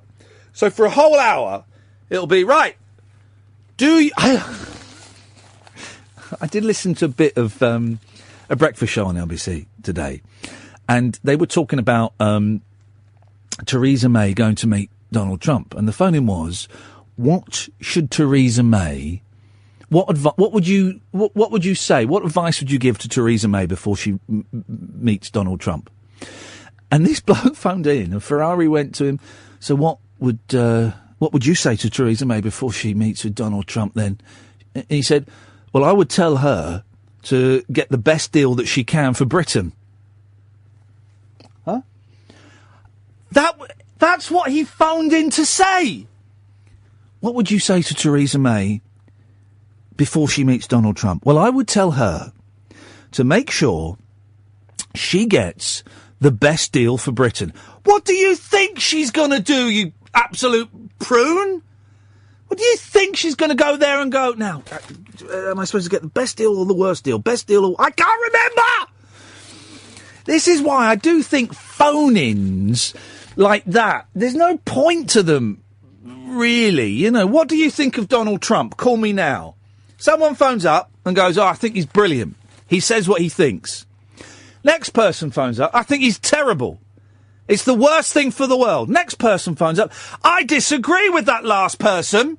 By the way, now I've asked that, the phones have gone mental. Was that actually their topic last night? What do you think of Donald Trump? And it goes back and forth like that. Back and forth like that, and you don't get anywhere.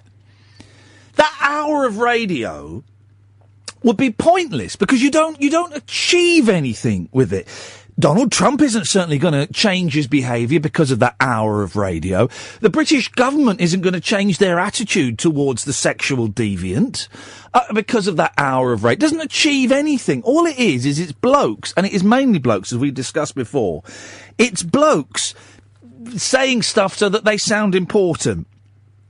They think that by going on the radio and saying, well, I think Theresa May, I would tell her to make sure she gets the best deal for Britain. They think that they somehow, by doing that on a radio station, they have become important. That they are intelligent, they are intellectuals, because they can go on the Nick Ferrari show and say something like, I would tell Theresa May to get the best deal she can for Britain.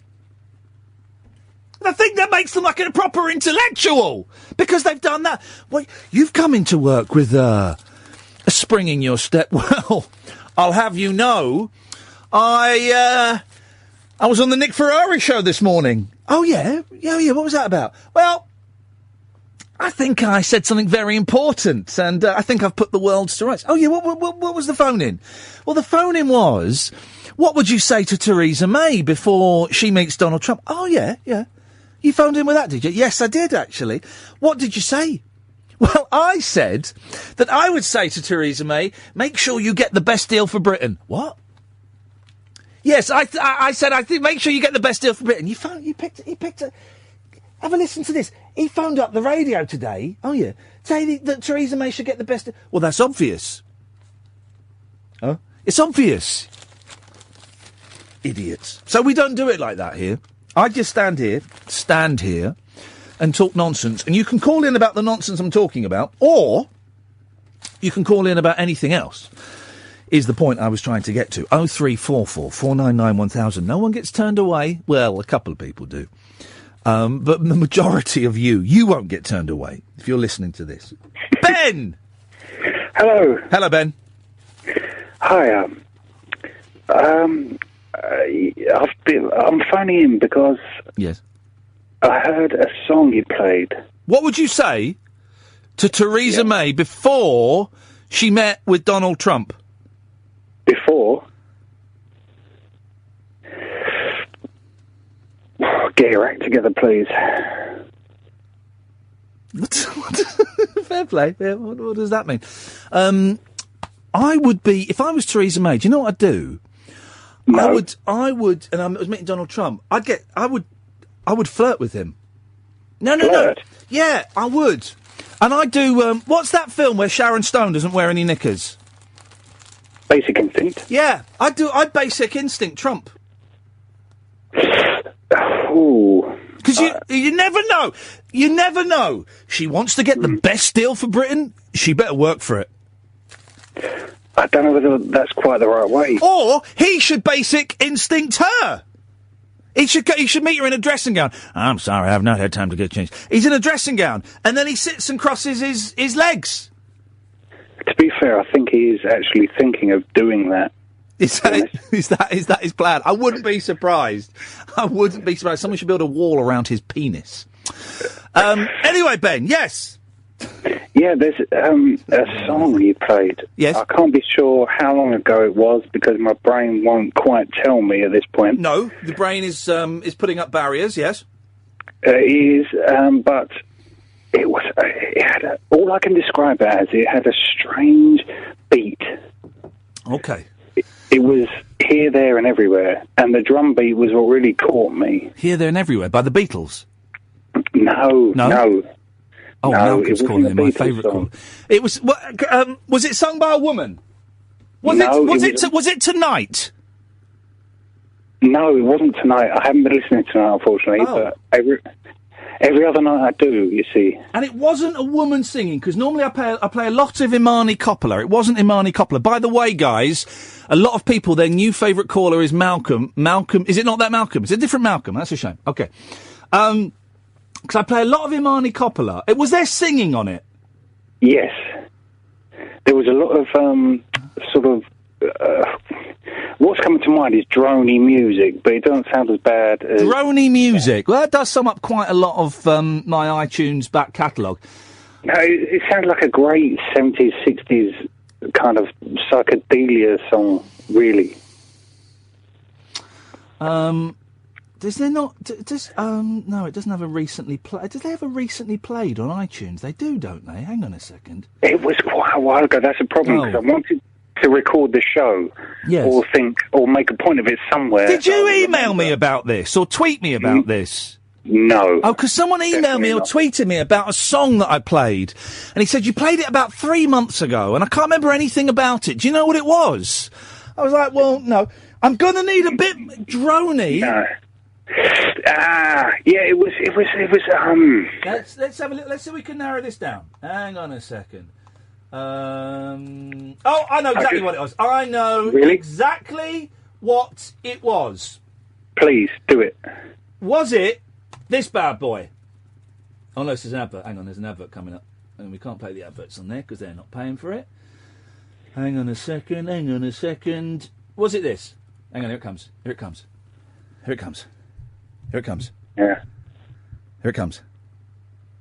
Okay. Is that playing? Oh no, I've muted it. No. No, it's not. I've muted it. Here it comes. Here it comes. Now, this. Yep. Is it this? It's coming. Here it comes. Here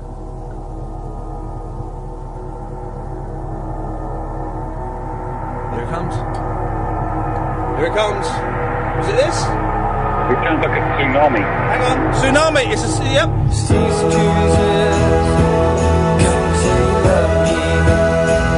No, this is the Beach Boys. Oh, flipping it. I was convinced it was that, because that's quite drony. No. It was like harder, like a sort of 70s real rock album. But drone... Now, am I getting hung up on the word drony when perhaps I shouldn't? I think you are. Yes, it was more... No, it was a bloke singing. Yes. It was. It was more sort of it was 70s psychedelia. Give me a line. Give me a line. I did have it in my head. So, well, get it out. Get it into your mouth and then spit it out at me. I wanted to write it down, but I never did. Oh God! That's the problem. That is a big problem. That is a very, very big problem. 70s psychedelia. Oh God! It was about you. Don't. It's not one you play a lot at all. It was only this once, and I listen, more than regularly.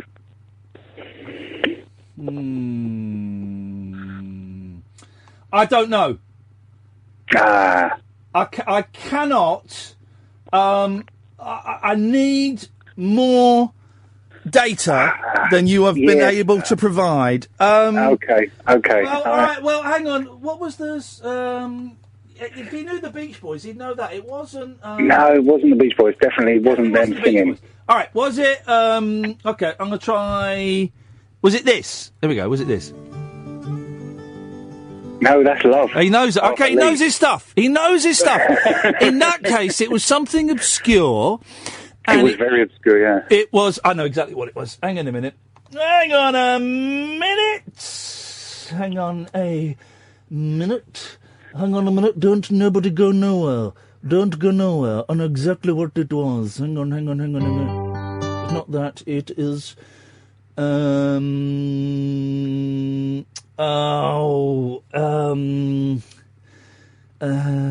it was... Was it this? Hang on a minute. Was it this? No, it wasn't that. It's one of... It's this! It's this! It's this! I got it!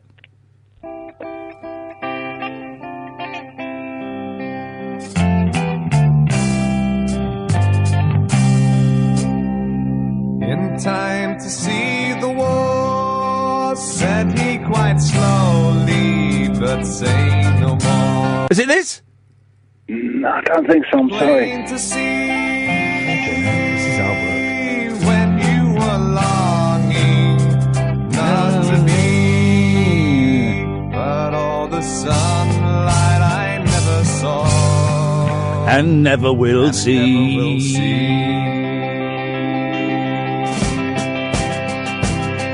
Was it that? No, man. Right. Okay. Hang on a minute. We're gonna get there. We're gonna get there. Right. Hang on a second. Was it this? It's only 4 degrees. It's only 4 degrees. Is it this? No. Okay. It's only 4. Was it? Yeah. Was it? Was it?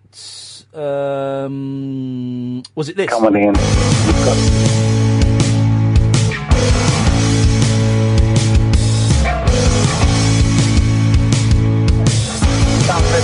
Is that it? Banana Armory. No, it sounds a bit too Banana Armory. Man, hang on a minute. Maybe Malcolm. Hang on a minute. Malcolm, do you know what he's talking about? I doubt it. Malcolm? Oh, hello, mate. Sorry. That's all right, man. Do you know... You're not listening. Do you know what song Ben is talking about? I haven't got a clue. I've just picked the... I'm sorry I rang up and I went to make a cup of tea and I've just come back to the phone. Sorry, mate. Okay. I'm here now anyway. All right, hang on a minute. They might have it here. We might have it here. Was it this? Was it this? Here we go. Okay.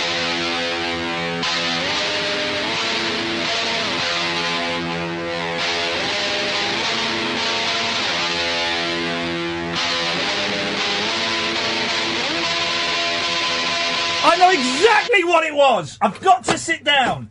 I've got to sit down because I know what. Was it spiritualised? Sit down. Sorry?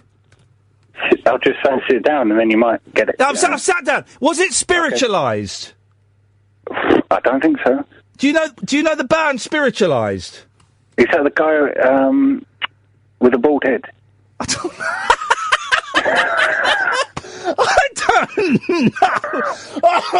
Oh, that's the funniest thing anyone's ever said to me in 15 years of doing phone-in radio. I don't know.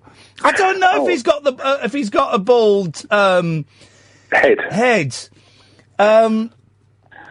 Flipping! Listen, I don't know if this is interesting for anybody else who's listening, but I'm determined now. As far as I'm aware, we're just in my house discussing this. Hang on a minute. Are you treating it as a challenge? Yeah, definitely, definitely. Hang on a second. Let me find out what the it might have been spiritualised, but I wouldn't have a clue what song I played. Do you know what's coming to me? I think it started with the drum beat. The drum beat was dum dum dum dum. You're going to get the drum beat in your face in a minute with my fists. Sing the drum beat. Yeah, that's going to be harder than. Go on, do it. Go on. Oh, it was heavy. Boom, boom, boom. Ba-da-ba-da-ba-ba. It's out there. Ben, we'll find out if we can find out what it is. We've wasted 15 minutes on that. Malcolm, stay there, come to you in a bit. Late Nights with Iain Lee on Talk Radio. Late Night, Iain Lee on Talk Radio. We have ways of making you talk. When we're all in a crowd and you catch her eye and then you both smile, I feel so good inside. And when I'm with her, she talks about you, the things that you say, the things that you do. It feels so good to know two people so in love, so in love. They are friends of mine, they are friends of mine, and they've got something that's so hard to find. They are friends of mine, they are friends of mine, and they've got something you don't often find. She takes your hand when the world stays outside. That's something to see, that's nothing to hide. And when I feel bad, when people disappoint me, that's when I need you to help me believe. It feels so good to know two people so in love, so in love. They are friends of mine, they are friends of mine, and they've got something that's so hard to find. They are friends of mine, they are friends of mine, and they've got something you don't often find.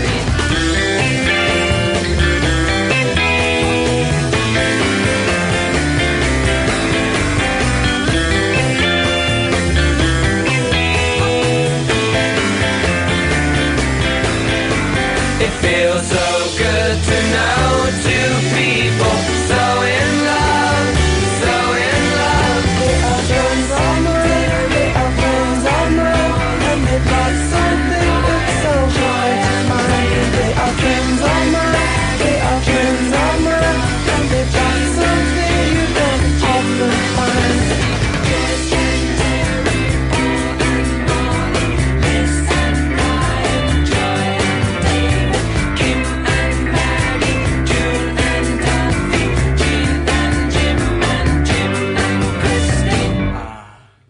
They list their friends at the end. Right, so we've been sent... so Catherine has... This is the song that we're trying to find. Boom, boom, boom, ba-da-ba-da-ba-ba. Boom, dum, boom, ba-da-ba-da-ba.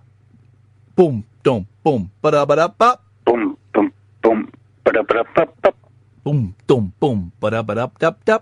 Boom, boom, boom, ba-da-ba-da-ba-ba. Boom, dum, boom, ba-da-ba-da-ba-da-ba. Boom, boom, boom, ba-da-ba-da-ba-da-ba. Okay, so if anyone knows that, 0344 499 1000. Yes, Malcolm! Hello, mate. How are you doing? I'm all right, Malcolm. Hiya, mate. I'm going to put Cargo Fleet on a map. On your map, anyway, Cargo Fleet in Middlesbrough, because that's where I'm from. You're going to put what? A place called Cargo Fleet. Where? Okay. What? How? What? Where? When? And indeed, why? Well, there's not much here. Do you know? You've probably seen on the TV. You know the transporter bridge that goes over the Tees. Yes. That's where Cargo Fleet is. That's where I live. Okay, and you're giving me this information for why? Oh, it's just useless information because nobody ever mentions Cargo Fleet. You see, and I just thought I'd come on and mention it, like. But why? What? But why? Why are you so desperate to hear your town? And it's great, Malcolm. It's nice to talk to you. It's always nice talking to you callers. And I do say anybody can phone in about anything. Why do you feel the need to hear your town mentioned on the radio? I don't know, because I never hear anybody from Middlesbrough phoning up. Cargo Fleet? Cargo Fleet in Middlesbrough, yeah. It sounds like a sort of soft rock band from the 70s. Would you please welcome to the stage, Cargo Fleet? It is, isn't it? It does, doesn't it? It's an industrialised area, mate. I'm telling you what it is, right? There's loads of prostitutes out in this area. Hey, flipping it. How do you know that, Malcolm? Because they're all over the place. Yeah. You see them everywhere. They're all over the place, I'm telling you. Well, you got to earn a living. I don't go with them. Well, no, you've got to, some people have got to earn a living, and unfortunately that's the trade that some people have to indulge in. Yeah, it's shocking, man, I think. They should be allowed to do it, but they're just hanging on the big Well, but what else, doesn't that just show you what desperate situation some young women are forced into? I can't imagine that many of them enjoy it. I don't know. I don't even speak to them. I see them around. I don't have nothing to do with them. I've got a partner, like, she's listening in anyway, so I've got... Oh, I see. I see. That's why you're saying you don't have sex with... I wouldn't go with a prosy anyway. I wouldn't touch one of them a barge pole. Well, this is a conversation... Well, I was going to say it's taken a strange turn. It started off going down a strange road anyway. But why didn't you go and say hello to them?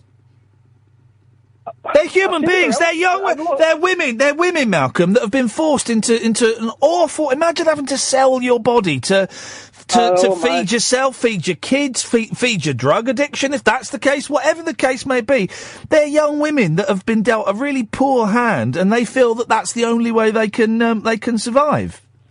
Yeah, it is. It's not good, like. Well, no, it's not good. But they're someone's daughter, possibly someone's mum. Exactly, man. It's not on. But I tell you what I was going to ask you, have you heard of a band before called... I remember them when I was Cargo Fleet? There's a band called Angelic Upstarts. Do you know them, do you? The Angelic Upstarts? The name rings a bell. I couldn't name you one of their songs. They're from my area. Well, not from my area. They're from further up the north, from the northeast and that. They're from... Cargo Fleet. Jarrow, I think that's where they're from. Okay, yeah. But the other point I was going to make was that Theresa May, when she goes and sees Donald Trump, yes, don't wear those hot pants because you might grab a crutch. There we go, you see, and we all know that that really was. I'm going to be honest. We've had the last two nights. We've had two calls from two gentlemen named Malcolm. They've both been really unusual phone calls. I had no idea where that was going, where it was coming from. We're getting suggestions for what this flipping song might be. Of course, I'm tempted to phone that. Hang on. This could be it. Is this it? This could be it. This could be it. Someone suggested. Pete suggested this.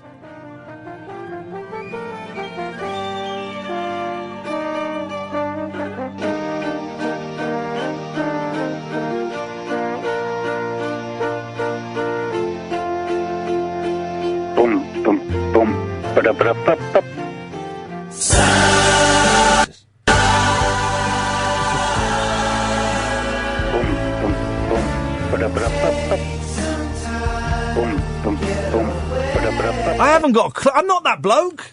I'm never going to know. And here's the thing. I bet if we stumbled across that song, he wouldn't recognise it. He wouldn't recognise it. And fair play to him, right? I've said in the past, 0344 499 1000, that this show is prank call Proof. Right, because we let anyone on, and because people can phone in about anything, right, and because we kind of follow the rule of if they wouldn't normally get onto a phone-in show, that put them on here. I've always said that this show is prank call proof. But imagine if that bloke, Ben, had made that song up. That there was no song. I'd never played a song that started like that.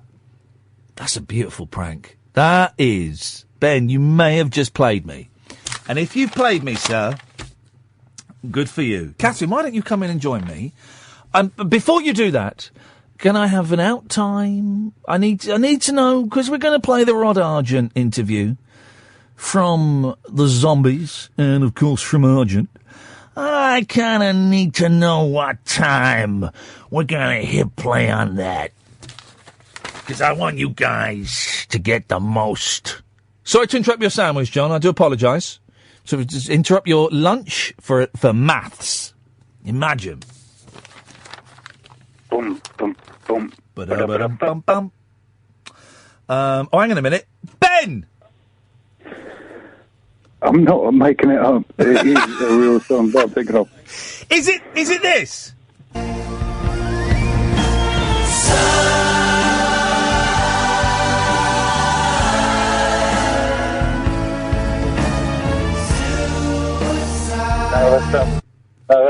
No. Sorry. Crying out loud. I'm so sorry.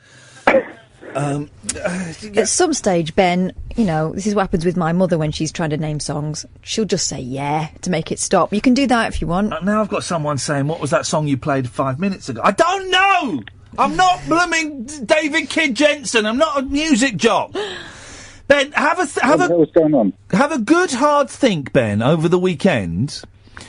It wasn't. Hang on a minute. It wasn't because someone suggested this, and if only that lyric would come back. Yes, it wasn't. It wasn't this, was it? Boom, boom, boom. No. It wasn't that. Look it up. That was XTC wrapped in grey. Oh! Hang on. Just a cotton-picking minute. Let me just remind myself of how that drum beat started. Boom, boom, boom. I got it. You come rock guard there. I got it. Hang on a minute. Don't move. Nobody move. No, don't panic, Mr. Mannering. Was it?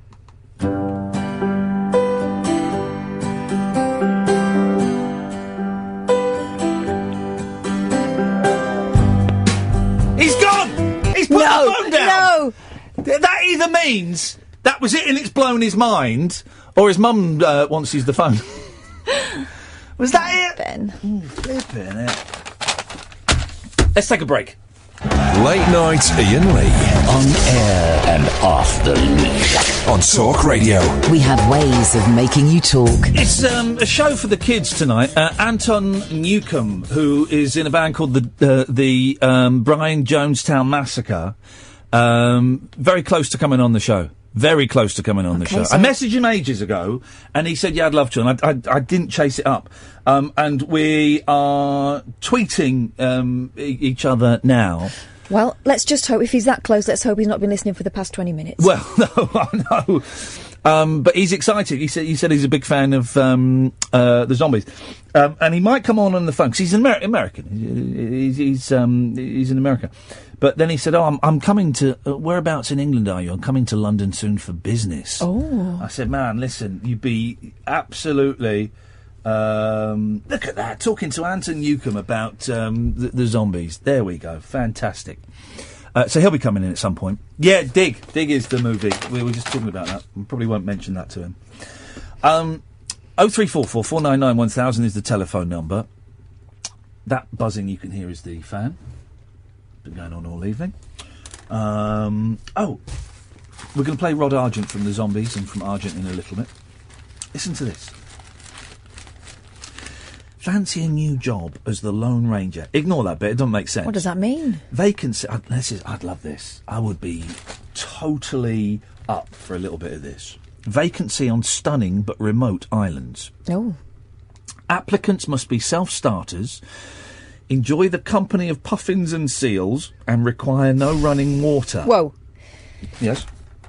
Who's going to say they enjoy the company of puffins and seals, apart from a weirdo? Well... All right, weirdo wanted. No, shut up, man. Seals are awesome. How much time have you spent with them? They stink. I'm not going to basic instinct to seal. Well, it's a lonely job. Carry on. What's wrong with seal, you racist? But at least the commute is just 1 minute long. This sounds perfect. The National Trust is looking for a ranger... Oh, OK, a ranger, okay. For the remote Farne Islands, one of Britain's oldest and most spectacular nature reserves. A mile off the Northumberland coast, it is a nature lover's dream, promising jaw-dropping sunrises and one of England's largest seal colonies on your doorstep. All to yourself. All to yourself. Imagine you could, what was that? It was, hang on a second, let's see this. Yes, line 1.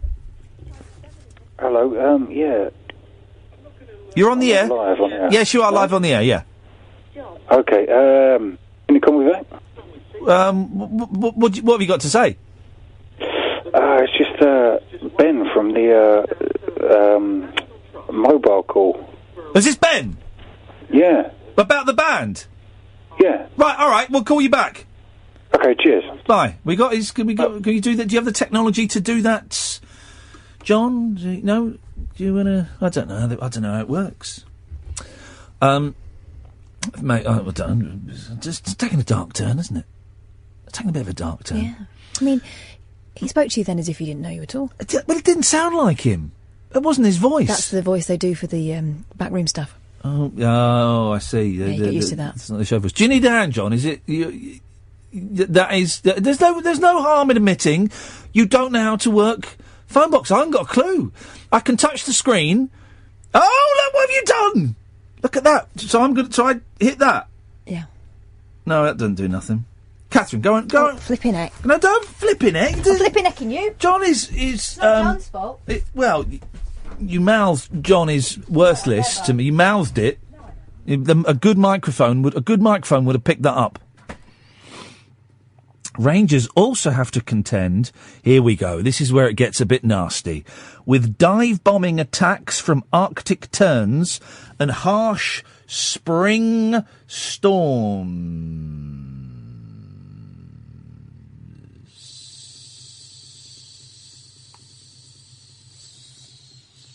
Sorry, I'm dealing with that.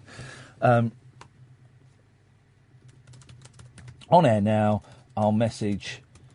tomorrow. In person. Always fave. There we go. Sorry. Contend with dive-bombing attacks from Arctic terns. Did you hear my brain trying to do two things at once then? Trying to read the story and also compose... I did it then! I was trying to do two different things at once and instead I couldn't do any! I just froze! Like a lunatic! God, I've been doing this job for years! Ben. Yes. Hello. What is going on? I'm not quite sure, are you? No. Well, let's try and go from here. Go on then. What would you say if I said I want to go into voiceover work? You're not the Ben that phoned up about the song? I am, yes. Right. Did we get the song? No. Is there actually a song? Yeah, no, there definitely is. Yeah, this is no prank or anything like that. Or no. are you practicing your voiceover thing now? No. Have you got a job interview for? No. Is all right? Hang on a minute. Is it this? Is it this? No. Not that. No, you're being silly now. Come on. No, I'm not. I thought it might be that. That gets quite dirgy. Right. Anyway. What would I say? Don't do it. Really? Yeah. Oh. What made you ask, Ben? This was my other question. When I was phoning up before. Yes. Asking about the song. Yes. There was a secondary question. Yes. Hit us with it, Ben. And I thought, how I mean, you make a good living out of voiceover work. Yes. Doesn't pay what it used to, but yes, I do. Well, some people do. Yes. Is that something that you think I could get into? No. Why not? Well, two reasons. One, I don't want to encourage anybody to get into a career that is already that you know. I don't want to encourage anyone to steal my jobs. And two, do you really want me to give you reason number two? Go on then. Your voice is awful. Who'd want to listen to that? In what respect? In the respect that it's flaky, man. Flaky? Yeah.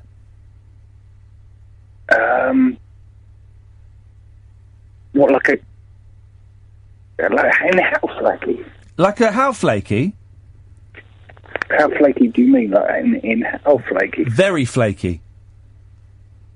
Oh. Flaky, breaky heart. Give me a line. Okay, come on, give me a line. Daz is the best white powder you've ever snorted. Oh, come on, Ben! For goodness sakes, you got to do. The thing is, when you do these voiceovers, time is money, baby. Time is money. There's no time for messing around. If you finish the session with 15 minutes to spare on the clock, there you can have a few laughs. Then you can have a couple of jokes. Then, but until then, you got to focus. Okay. I'll remember that. How do you think you're going to get into it? Probably by knocking on someone's door. Yeah, that's how most people get into the voiceover game. Well, you see, it's a non-goer, isn't it? We've got to realise that now. Yeah, we do. Sorry, Ian. Thanks for calling, Ben. Okay. Bye-bye. Bye. Yeah. Oh. Yeah. No, I mean, it's... Yeah. Well? Ben? Gone. Ben? It's gone. Are you sure he's gone? Ben, you've gone, haven't you? Boom, boom, boom. Ba-da-ba-da-ba-ba. That was strange, wasn't it? Yeah. Actually, the life of a voiceover artist is I was a bit mean there. It's a great laugh. Me and when in fact the guy I do with the laugh out loud is called Ben. We're always laughing out loud, constantly laughing and swearing. So it's a great environment to work in. Ben's voice is absolutely superb. I just don't want to encourage anybody to get involved in that business because I don't want to be done out of work. The thing that annoys me, right, James Corden. And we play the ads here, and I love the ads here because they feed my kids, and there are more of them, please. But James Corden is a multi-millionaire. He's going to be hosting the next Oscars. He doesn't need to do voiceovers for ads. Greedy. He doesn't need to do that. That's genuinely, honestly, I listen to him doing voiceovers for ads. I get proper angry. Proper angry with that. He's a millionaire. There should be a limit. When you've got either £1 million in the bank, or a chat show in America, or you're hosting the Oscars, then you shouldn't be allowed to do voiceovers. But ironically, they're the people they want. They want the known voices, don't they? No. Not the Bens of this world, sadly. Yes, line one. Ian, I want to ask you about another song, if I may. The one that you played just before midnight. And I wrote down some of the lyrics, and you joined in. But again, I couldn't hear what it was. If you did say it, are you ready for it? But all the sunlight I never saw and never will see. I don't know. What before? Did I play it before or after? You played it just when you were running through a few songs just before. No! You're kidding me. This one, you joined in. And it was a solo male singer, and you played it actually a couple of weeks ago, and I couldn't get what it was. So hang on a minute. Then. Now we're trying to go through all the songs. Oh, I know what it is. I do know what that one is. But you joined in with this one. Flipping heck. It was. Mind you joined in with a lot of songs, so it doesn't really give it away, does it? Really? Right? Is it? Hang on. Hang on, is it... Plain to see when you were crying, but all the sunlight I never saw and never will see. Hang on. It's... I nearly sang it then. Here we go. But I don't really know the tune. Hang on a minute. I'm going through... Is it? Oh no, it isn't. It's not this. I like this straight to air. It's really good. Glad you brought this back. It's only 4 degrees. It's only 4 degrees. My slow one. We're doing the same. You're not the fella that always posts on Digital Spy that I should always do straight to air, are you? I never read Digital Spy. You little slimy little toe rag. He's always. For all the sunlight I never saw and never will see. There's no. What? I know. Why don't you listen back? Why? Like Well, tomorrow. I don't know if he says who it is. All the sunlight I saw and never did see. That makes no sense. Well, maybe I didn't get the lyrics quite right. Well, of course you didn't. Sakes. Right, because of you, Digital Spy, I'm never doing straight to air again for the rest of my life. I've got another question. Oh, no. God, go on. That was a joke about the sports special, wasn't it? Well, I've started sending emails, so it better not be. I'm DMing a footballer, and you know how that might go. Dear. Oh, dear. Those guys. Nah. No idea. No idea what that song was. And now they want us to remember songs that we were trying to remember. Songs, remembering songs. Flippin' heck. Now, how would his citizen Helene? How would you pronounce Helene? Yeah, Helene. Well, no, that's not what I said. I said Helene. You said. Yeah, well, you said how would I pronounce it properly? That's how I pronounce it. How would you? I said how would you pronounce Helene? And you went, yeah, Helene. Well, that's not a yeah situation. That's a no situation because that's different to what I said. No, that's how I'd pronounce it. Well, no. So how is it? Okay. How? Forget my pronunciation and your pronunciation. I did. You're wrong. How is it correctly pronounced? Helene. Okay. Why? She's listening, and I'm making a point of saying hello to all the new listeners. And tonight, I've said hello to 3 people. Just say hello to the ones you can pronounce. It make you sound a lot cleverer. Yes, line 1. The mystery song, is it the one that goes, hold the barrel steady and jumping one at a time? I don't know, because I'm not Ben! And that song was scary. Yeah, it's good that, isn't it? I have a cutler. Do you know what, guys? We need to cleanse our palate a little bit. So you go and have a sorbet. I'm going to play some ads. The wild man of late night radio is back. Iain Lee on Talk Radio. We have ways of making you talk. I love Howard Hughes. He's going from Twitter bots to international terrorism and the Mandela effect. We talk about that a lot, or do we? We're going to play the chat I had with Rod Argent coming up. Rod is in the Zombies, was in the band Argent, and the Zombies are going to be touring America and the UK in September, playing the Palladium and at the end of September, playing the Odyssey and Oracle album. We'd had a little bit of problems. We tried the interview in one room and our phone system wasn't working, so we kind of started it again. And I was asking him, because I was fascinated about the story about the fake Zombies that toured in the 60s. Have a listen to this. Listen, Rod, it's so nice to talk to you. I'm genuinely thrilled. When we first attempted this conversation about 5 minutes ago, we were talking about the fake Zombies, and this was a story that kind of came out last year and caught everyone's imagination. You were saying that you were aware that there were 2 fake groups going around pretending to be you. Well, we sort of were. I mean, the thing was that we had a #1 record, and we didn't take advantage of it because I'd already formed Argent. I didn't want to move back and go over old ground. You know, we always were the sort of people that were looking forward rather than back. But when we knew there were people going around, we didn't know who they were. And it was only very, very recently that we found out that one of the bands that was the fake Zombies actually turned out to be 2 of the members of ZZ Top later on. It's the funniest thing.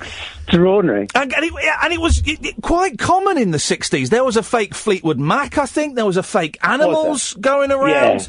Yeah. All about the dollar. Listen, you're here to talk about this wonderfully strange little album that's a slow burner, I think is the appropriate phrase. The marvellous Odyssey and Oracle 50th anniversary. this is the 50th anniversary. On the 40th anniversary, it was actually the 41st, really, but we got together, and because we realised that we'd never played the thing through with the original members, and Chris White said, why don't we do it?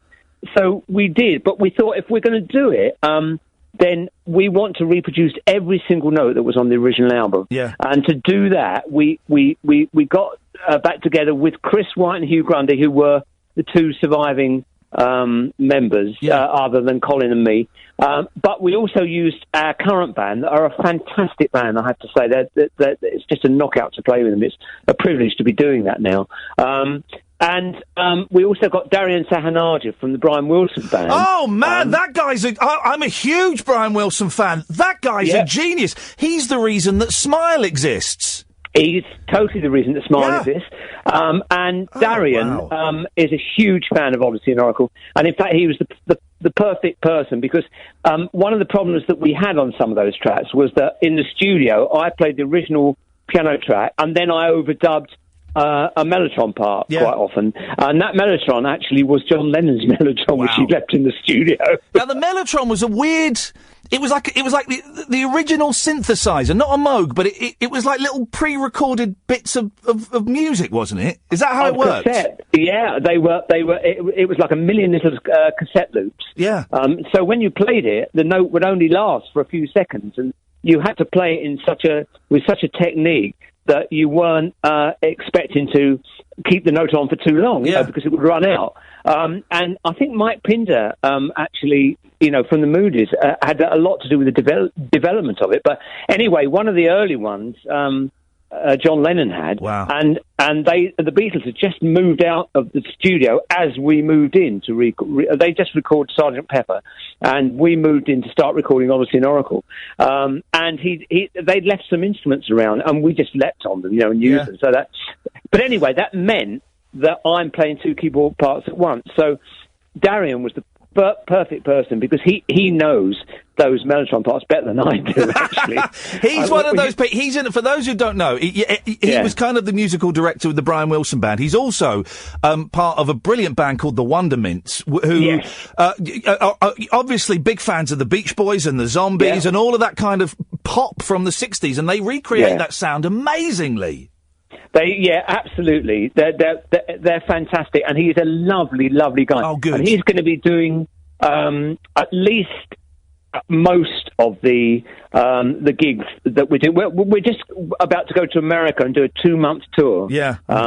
This will be the last time ever that this year that we're going to be repeating this exercise. You're never doing it again?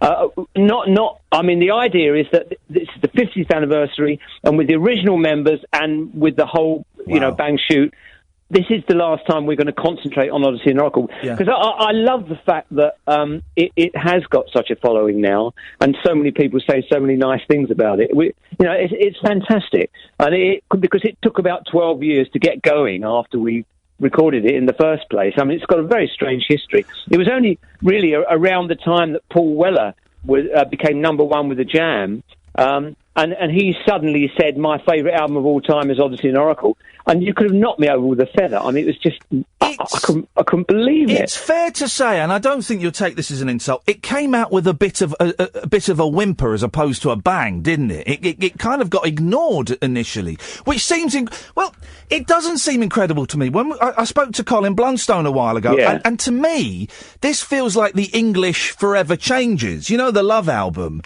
Which kind of got ignored for years and years. And I think they're both really similar albums. Well, in a way, I know exactly what you're talking about. And also in Pet Sounds, of course. Yeah. Because, it's now regarded as one of the best ever albums. And yet it wasn't that successful when it first came out. When Odyssey came out, we felt it was the best we could do. In the UK, we got some great reviews, but nobody played it. And, apart from Kenny Everett, who loved it and played a few tracks, nobody played it, and so we broke up. We were always in the UK. We were always less successful than almost anywhere else in the world, actually. But that's just how it was. But then all those years later, Paul started talking about it, and many other people did too. Tom Petty suddenly wrote this wonderful thing about it, saying, you know, the Zombies are just the best band, and he says that to the current day as well. Yeah. I mean, and you know what? I mean, it's never going to be Dark Side of the Moon, obviously, but it sells more every year now than it ever did when it first came out, which is crazy, isn't it? It's a masterpiece. I'm listening. I'm a big fan of 60s music. This one passed me by, and I missed it until a couple of years ago, and I put it on in the car. Yeah. And it blew my mind, man. It is a masterpiece. Nice. Was it, reading the sleeve notes for the version I've got, it sounds like it got a little bit tense between the band towards the end of the recording. You talk about arguing with Colin during time of the season. I have to tell you that Colin and I, from the first day we met, which was our very first rehearsal, have always been firm and fast friends, and we are to this day. But towards the end of the Zombies, there were tensions coming in, not because we didn't like each other, but because apart from Chris White and myself, who were the two main writers in the band, and because we had so much success, actually, we found out later, all around the world, and because our publishers were very honest, Chris and I had a good stream of income. Yeah, but the other guys in the band just didn't. And it got to the point where they were saying, look, we've got to do something. Our guitarist was getting married. He said, look, I've got no money, you know, I've got to move on. And Colin was saying, look, I think we've taken this as far as we can go, you know. So it was our last shout, and we really, really wanted to put an album together with our own ideas, because we felt that up to that time, some of the recent singles, we were very frustrated with the production on them. And we thought, and Chris and I particularly thought, what we're writing, we want it to come out in the way that we can hear it in our heads. And that was the reason for doing the album. And we thought we'd done it very successfully, and we thought it was really good. But, you know, it was a damp squib. And then in America, it wasn't even going to come out at all, because Clive Davis passed on it. Wow. And then Al Cooper, who was the hottest producer and session musician at the time, picked it up while he was over here, and he raced to Clive Davis and said, I don't know which record company's got this album, but I don't care how much it costs us, you've got to buy it. Wow. And he said, well, we've got it, but we've passed on it. And he said, well, you've got to put it out. So they put out a couple of tracks which didn't do very much, and then the third track was Time of the Season. And for a while, that didn't do anything. And then in the way that records could in those far-off times, one DJ who absolutely loved it, he was in Idaho, in Boise, Idaho, started playing it out of one small station, and it was like a pebble in a pond. Yeah. You know, the ripples started to spread out. Gradually, people started to love it, and it went to number one in Cashbox, number 2 or 3 in Billboard, and they were the two equivalent chart magazines at the time. And it sold 2 million records. And I defy anybody to find... I think it's such a menacing sounding pop song. It's wonderful, but there's a real tension in there, to it, isn't it? Yeah, definitely. There's a real mood to it, and you know, and it's lovely. And do you know what? The record company BMG in America are putting out a big coffee table book to go with our touring and celebration. You know, our last shout of Odyssey and Oracle this year, and they've got some wonderful quotes, all got this year from people like Brian Wilson, from Graham Nash, who said, Graham, he came to see us last year. He said, I came to see the Zombies on stage last year. We did 3 tours of America last year, but and he said I was mightily impressed, you know. And we got people like Tom Petty writing about us, and it's just really lovely to get all this now. I mean, did I read, Rod? Sorry to interrupt. That Andrew Sandoval is doing something with your back catalogue. I don't know. Oh, you know more than I do. Well, mate, I mean, Andrew Sandoval, if the name doesn't ring a bell, he's kind of a musical archivist, and he's done great work with the Monkees and great work with the Kinks, and I read that he was dusting off some of your tracks. But maybe you don't know about it. Maybe it's a surprise that someone's doing for you. Do you think, Rod, that you were cursed slightly by She's Not There? Because I think we were cursed by... I'll tell you what I think we were cursed by, particularly in this country, and that was we came straight out of school, got a recording contract, we made She's Not There, which we were very happy with. The second song you ever wrote, unbelievable. I mean, it's incredible, really, but... Second song I ever wrote. And I have to tell you this as well, almost nobody hears the original single now, because everything was mono in those days. Yeah. And it was all on 4-track. So we recorded the thing on 4 tracks, and then we added a drum overdub, which was very important to the single, but that was added as it was mixed down onto one track, right? I love it. So after that, people in their wisdom said, "Oh, we've got to have it in stereo." This is after it was a hit. Yeah. And now almost every time you ever hear that record, it's without the very important overdub, which makes it much hipper, and much earthier, and much groovier. How funny. And it's a real shame. You can still hear it, yeah, because if you there was a Zombie Heaven box set. There's a box set called Zombie Heaven, yeah, and it was put together by Alec Palau, who's a hugely accurate archivist himself, and he put the mono original single version of She's Not There, which I still love. So nobody hears these days generally, when it gets played on the radio, etc., you very rarely hear that original song in the way that it was a hit, and I always think that's a real shame. But I'll tell you anyway. To go back to your original question, we came straight out of school, and the record company said, "Okay, we've got to have an initial photo session, and we've got to have an initial story, something to hang it on." Yeah. So we went to this place. They took some really fairly cringy photos, actually, I have to say. And then they said, "Okay, what have you been doing? Let's think up a story. What are we going to hang this on? What have you been doing?" We said, "We haven't been doing anything. We just left school. We just made our first record." And they said, "Oh, well, okay. What did you do at school?" And we said, "What do you mean, what did we do at school?" "Well, did you get a lot of exams?" We said, "Well, we did. We got a few exams. I was going to go to university at the time, but I much wanted more to be in the band." Yeah, of course. So they hung.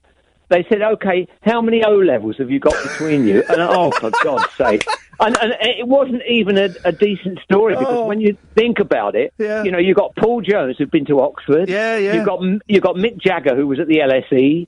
It was just craziness. But then, because our second single at the time, which was called Leave Me Be, none of us wanted that out as a single. Yeah. And we felt it was a very lame recording. And it fell flat on its face.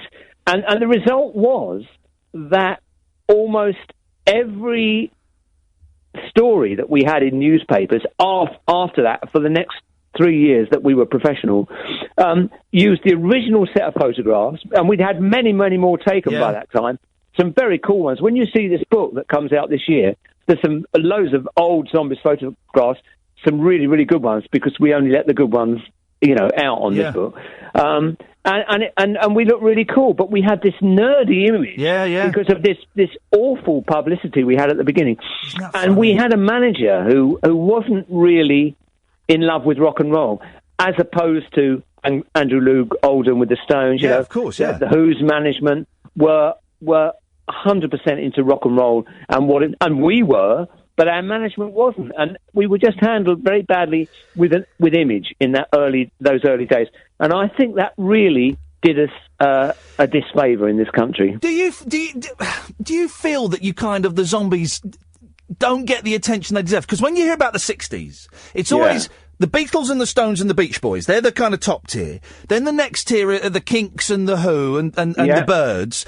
And then the Zombies are kind of, sort of off in the distance somewhere. And yet, you've got albums like this, you've got tracks like She's Not There, that stand up with the Who stuff, with the Rolling Stones stuff. Do you feel a little bit sidelined? Yeah, but in a sense, although in different countries in the world, we've had a lot more hits, and even in America, we've had at least 3 massive hits.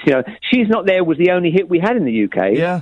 And so when you've only had one hit single, it's inevitable in a way. I'm just very, very pleased that some of the early stuff that we did, is still regarded as being really good. And even Time of the Season, which has never been a hit here, gets played all the time on radio, even these days, you know. And there are not many records from our vintage that actually do that. And stand up and stand the test of time.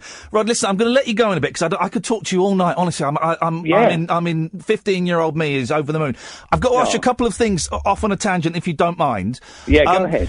Argent, of course, did God Gave Rock and Roll to You, the original version. Yeah, we did. How much input did you have with the Kiss version? Oh, very little. But the thing is that they just copied it very, very closely, really. But then they got a writing credit on it. Well, yeah. How did they do that?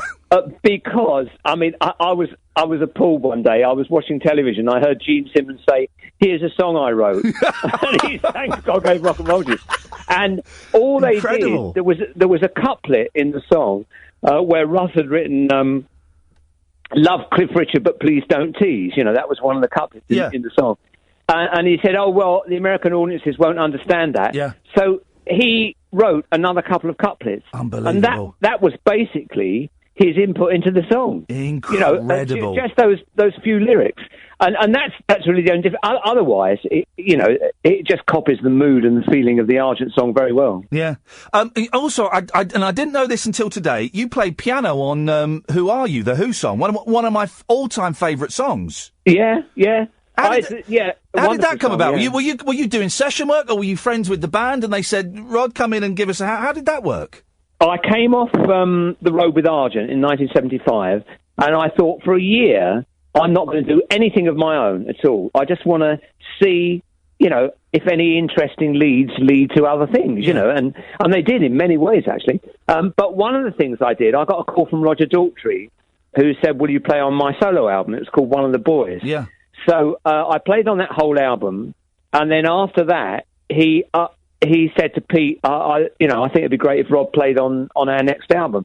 So I went down, and the idea was that I was going to play on the whole album. But the Who were going through a lot of business changes at that time, and I put a few weeks aside, and I turned up at Ramport every day, and really, a lot of the time was taken up with them in meetings upstairs, business meetings, etc. Right. And there wasn't an awful lot of recording going on. When the recording went on, it didn't take forever to do. It really didn't. Yeah. You know, and the band are fabulous. I mean, I've always been a huge admirer of the Who. And we did Who Are You? And I played on a song called Love Is Coming Down. Even though I'm not in the confusion of things, I'm not actually credited on that. But that's me playing piano on that. Yeah. And I played on a John Entwistle track, which name escapes me at the moment.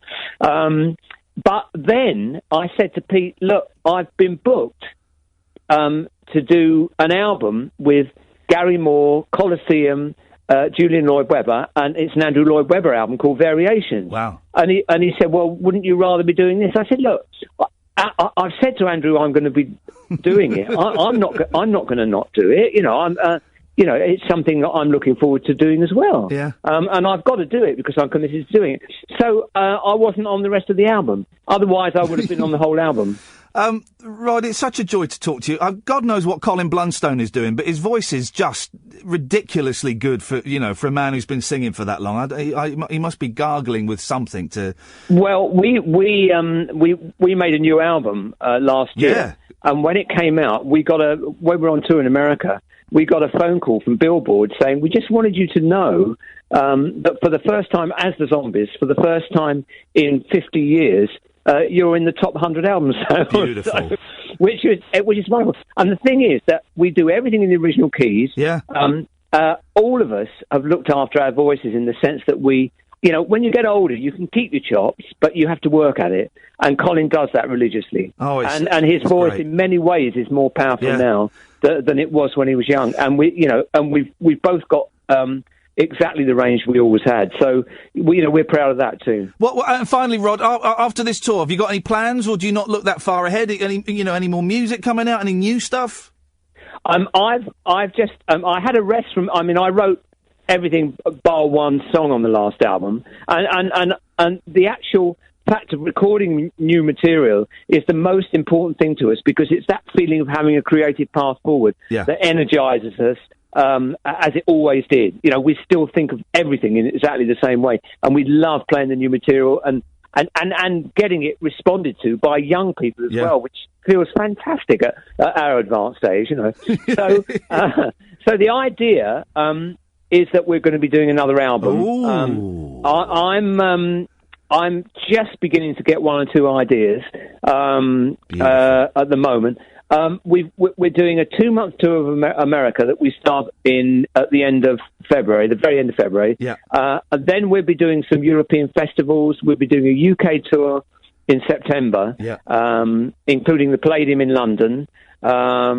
And I can't remember what other dates have been put in so far. We'll get them all, and we'll tweet them all, and we'll make sure all the listeners can find them.